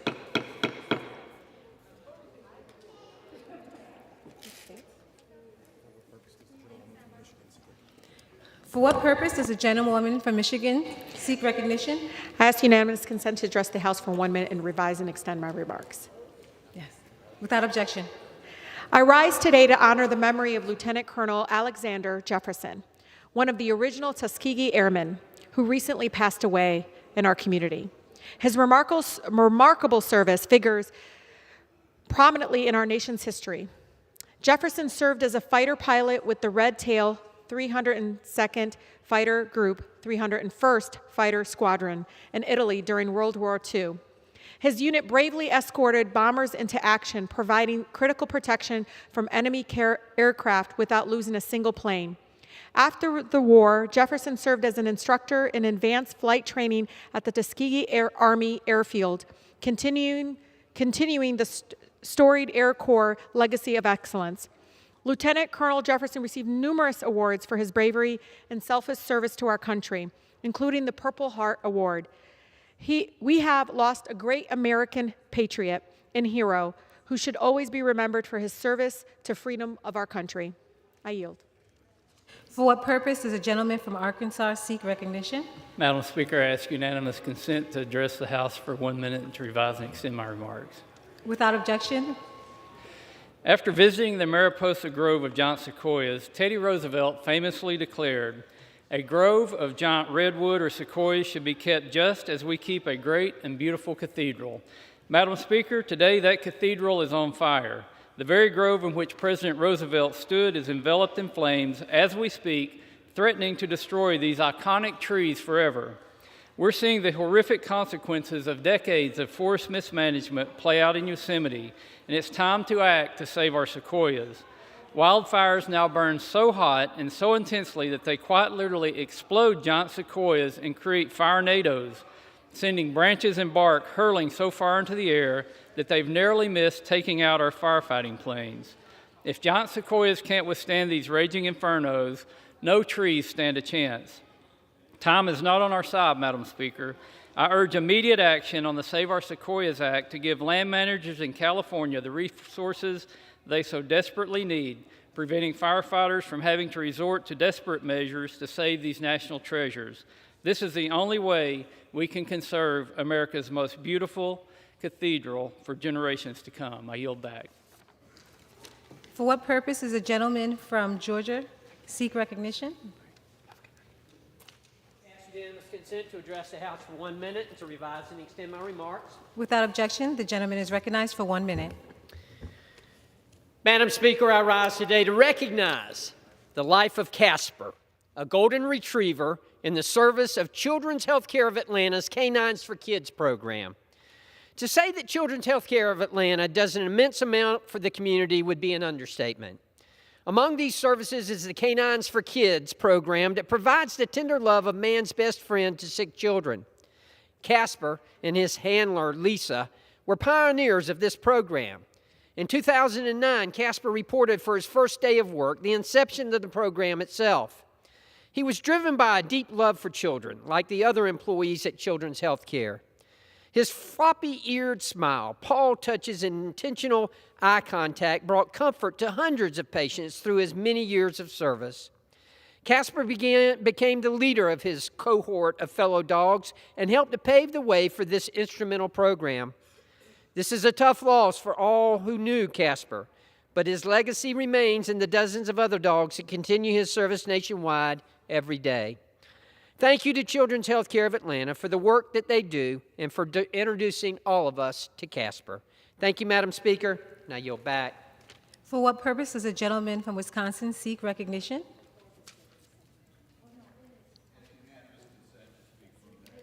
Without objection, the gentleman is recognized for 1 minute. I'm sure every congressman who's been back in their district for the last 2 weeks heard the same thing as the #1 issue that's facing the American public right now, and that's inflation. Be it gas, even more food, even more housing, again and again and again. Now people say, how are you going to get around that? It's simple to get around it. It's just sometimes a little more difficult, and that is finally saying no to the excessive government spending around here that has forced the Federal Reserve to print dollars and decrease the value of the dollar. Within the next couple weeks, we are going to vote on appropriation bills for the budget year beginning October 1st. Let's look. Are we holding the line? Transportation and HUD, 12% increase. Water, 7% increase. Financial services and general government, 16% increase. Interior, 18% increase. Military construction, VA, 11% increase. 12, 8, 7, 16. Congress is not yet adapted to the new crisis. Thank you. Gentleman's time has expired. Under Speaker's announced policy of January 4th, 2021, the gentleman from Texas, Mr. Elzy, is recognized for 60 minutes as the designee of the minority leader. Speaker, the United States is home to the most remarkable people in the world. We are the most caring, giving, and united country that has ever existed. But that's not the outlook we see daily in the news and on social media. Big traditional and social media outlets would have you convinced that Americans don't help each other. The algorithms used by these companies are designed to show controversy and to lead you to believe that there's more divisiveness in our society than harmony. But that's not true. Since being elected to Congress, I've seen firsthand that the Texas 6th Congressional District is home to many remarkable people.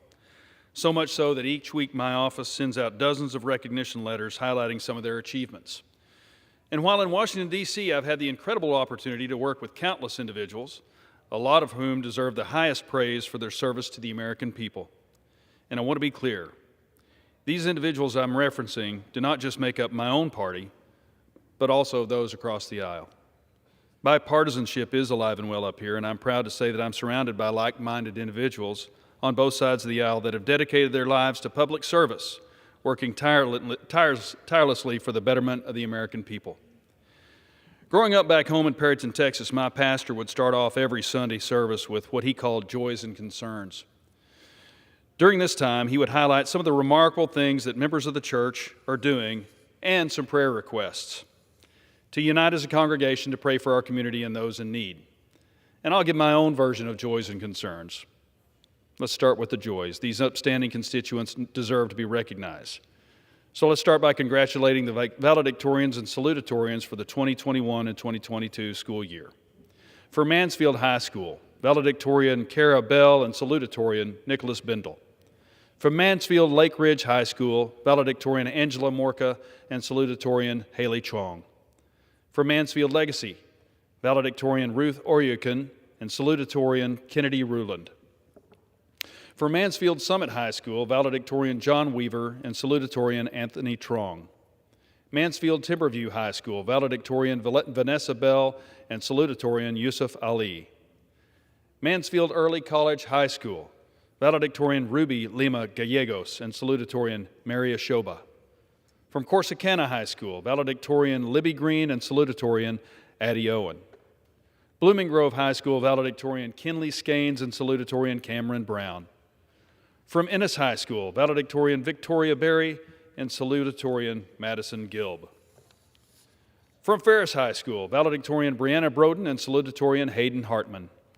Italy High School, valedictorian Rushton Trees and salutatorian Brian Hockey. Waxahachie High School, valedictorian Nikki Holmberg and co-salutatorian Lily Luce and Elena Rojas. I'd like to point out that Lily is the daughter of my district director, Julie Luce. From Waxahachie Global High School, valedictorian Preston Hoggard and salutatorian Alexis Trojan. Midlothian High School, Caitlin Zimmerman and salutatorian Avalon Younghung Mitchell. Midlothian Heritage High School, valedictorian Cooper Lucas and salutatorian Sterling Martinez. Red Oak High School, valedictorian Sadi El Sadi and salutatorian Elise Davis. From Palmer High School, valedictorian Alexandria Holmes and salutatorian Neda Perez. From Rice High School, valedictorian Nadia Abreu and salutatorian Laisha Perez. Avalon High School, valedictorian Savannah Bacek and salutatorian Eileen Furman. Kennedale High School, valedictorian Brian Flores and salutatorian Kenaj Washington. From Maypearl High School, valedictorian Aaron Jett and salutatorian Josie Austin. From Mildred High School, valedictorian Alejandro Temez and salutatorian Amanda Hawkins. From Milford, valedictorian Lillian Martin and salutatorian Joshua Martin. From Arlington High School, valedictorian Odessa Segura and salutatorian Allison Buer. Arlington Bowie High School, valedictorian Angelina Nguyen and salutatorian Whiten Nguyen. Arlington Lamar High School, valedictorian Ashvi Patel and salutatorian Haley Ware. Arlington Martin High School, co-valedictorian Jennifer Ewan To Nguyen and Heather Van Wasbergen and salutatorian Christopher Dow. Arlington Seguin High School, valedictorian Ni Din and salutatorian Lin Vu. Again, congratulations on your remarkable achievement. I look forward to seeing what each one of you accomplishes in the coming years. I also want to acknowledge the 12 outstanding young men and women we have from the 6th Congressional District who have received and accepted appointments to our service academies. For the United States Naval Academy, we have Ethan Clark and Jasmine Lemus. United States Air Force Academy, Seth Ramsey, Destiny Speltz, Carson Yingling, Lauren St. Clair, Olu Oyalami, Megan Fellows, and Jaden Lanier. For the United States Military Academy at West Point, Vin Ho and Charlotte Patterson. And for the United States Merchant Marine Academy, Anthony Schmidt. Next, I want to recognize members of our community who have gone above and beyond.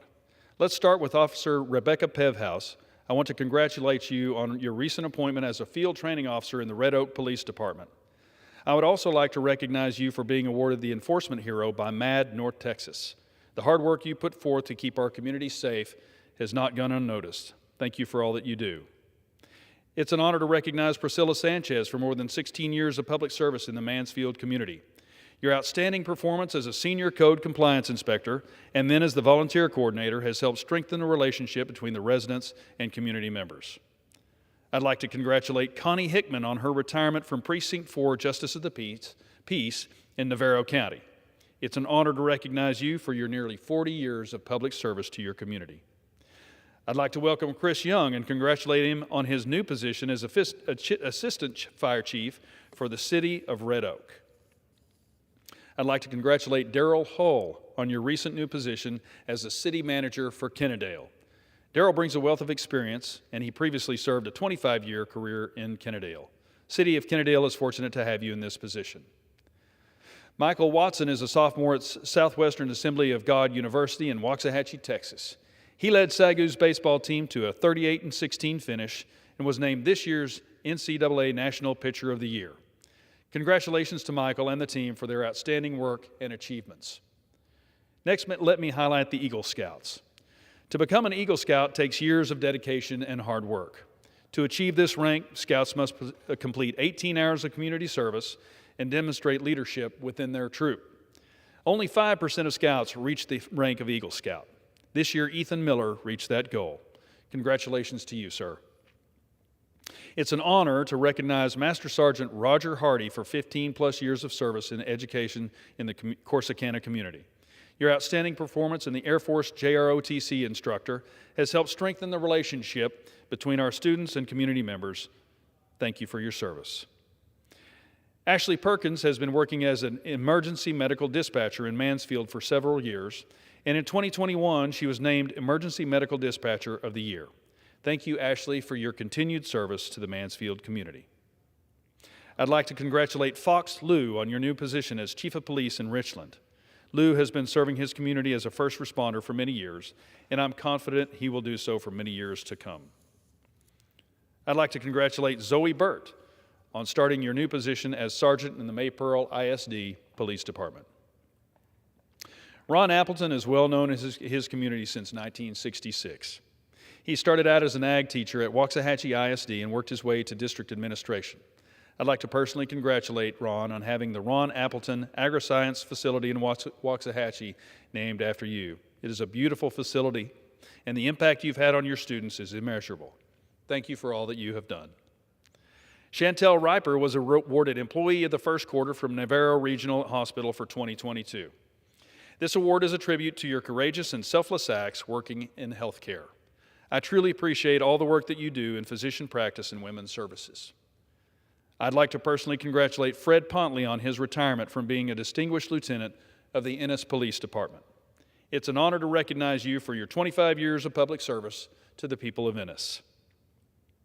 This year marks the 75th anniversary of Navarro College. What started out in 1946 with a group of returning veterans from World War II has now become a pillar in the community, not only in Corsicana but also in Waxahachie. From the first class dubbed as the Barracks Bunch to the students who graduated this year, Navarro College is dedicated to serving our community. Congratulations to Navarro College on 75 years.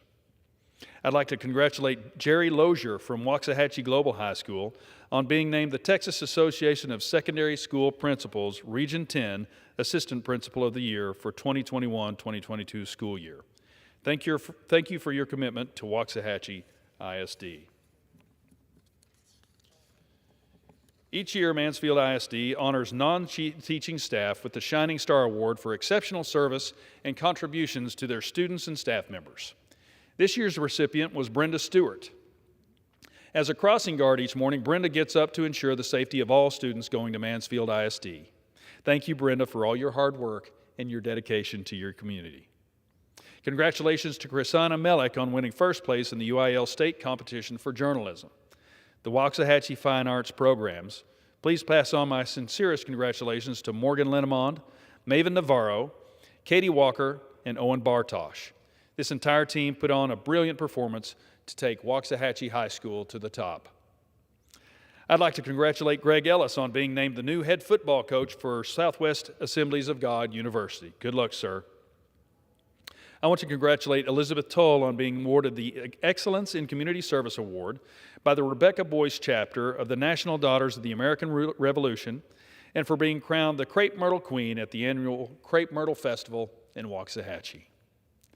I'd like to congratulate Nolan Hazler on being recognized for 50 years of service as an HEB Ennis partner. Yes, that's 50 years at HEB. This honor recognizes you for your commitment to the city of Ennis that will leave a lasting impact for many years to come. It's always a big deal when a small-town boy makes it to the big leagues. From Navarro College to SMU and now with the Indianapolis Colts, I want to congratulate Trevor Denbo on his achievement. He showed hard work pays off, and I know your family is very proud of you, as is the entire city. I want to congratulate Sonia Rivera on being awarded the Detention Officer of the Year by Navarro County Sheriff's Office for 2021. I'd like to bring attention to 5 young women who earned the honor of receiving the Girl Scouts Gold Award. Danny Del Vecchio, Samantha Eos, Julia Daniel, Kaylin Whitley, and Camden Woolery. To receive this award, they each had to help fix a problem in their community or make a lasting change in their world. Danny worked with Legacy Oaks, a retirement facility in Midlothian, to create garden buckets for the residents. She and her volunteers built 2 garden centers containing 8 semi-self-sustaining garden buckets. The buckets are housed in a structure that allows easy access regardless of a person's mobility level. Plants chosen for the gardens are easy to grow, high yielding, and compatible with each other, eliminating the need for pesticides. The new gardens encourage the residents to go outside, socialize, and offer an ongoing activity. The newly formed Green Thumb Club at the facility will maintain the gardens using instructions Danny provided. Samantha partnered with the Texas Conservation Alliance and Ducks Unlimited to address wood duck habitation loss. After learning that North Texas is along the path of the Central Flyway, the primary flight route for migratory birds, Samantha created resting spots and safe havens to protect these birds from predators. Together with her volunteers, Samantha built and installed 20 wood duck nesting boxes in 3 counties in North Texas. The Texas Conservation Alliance has agreed to monitor the boxes, which will provide homes for generations of wood ducks to protect eggs from predators and support population growth. Julia's project was designed to assist older individuals with the difficult task of downsizing. Working with her church, Julia identified individuals who needed to organize and declutter their homes. She set up consultations with each family and set goals and dates to sort through items. With volunteer assistance, each family determined what they would donate, throw away, and keep during the process. The families were able to declutter in a positive way, even under difficult circumstances like a family death. The youth group at our church will consider continuing this service with instructions on the process provided by Julia. Kaylin used her love of performing arts to start a local theater company to serve youth. Working with an anonymous donor and a local dance studio, Kaylin was able to offer young artists the opportunity to be part of a theater production and work with professional actors at no cost. 23 students created a production together, running tech or being a part of the cast. With her volunteers, Kaylin organized the rental of the performing space, the selection of the play, rehearsal planning, and all costuming. Using Kaylin's framework, the Troop Theater has become a nonprofit organization that will offer low-cost theater experiences to local youth. Camden's project supported the Outlet Thrift Store, a nonprofit that helps fund camps and special projects for at-risk youth. The organization historically had difficulty processing donations quickly. Recognizing the relationship between inventory on the sales floor and potential revenue to benefit children, Camden built shelving units, added organizational bins with labels, and established a system to streamline the donation receiving process.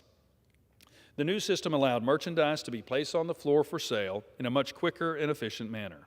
The store will maintain the new organization system moving forward and use a similar process when they open new stores. These are just a few examples of some outstanding people living in Texas 6. It's my privilege to honor them on the Texas House floor, or on the United States House floor. Every Sunday after the joys would come concerns. And there was never a shortage because everyone knew in Matthew, he says, where 2 or 3 are gathered in my name, I am in the midst of them. It's no different today, and we face a great number of challenges in our country. So I would ask that you keep all Americans in your prayers. Pray for our farmers and ranchers who have faced incredible trials and tribulations these past couple of years as they continue to provide for all of us. Pray for those affected by the war in Ukraine as they face an aggressor who cares not for morality and willfully disregards the importance of human life. Pray for those affected by the fentanyl epidemic, which has devastated our communities. Pray for the families who have lost loved ones and the innocent human life taken by human slavery as a result of the disarray in human trafficking at our border. Continue to keep the people of Uvalde, especially the families of those most affected, in your prayers. Keep those struggling with mental health in your prayers. Be a voice of light in a time of darkness to those who need help. Keep joy in your hearts, hope in man, and faith in God. With that, I yield back.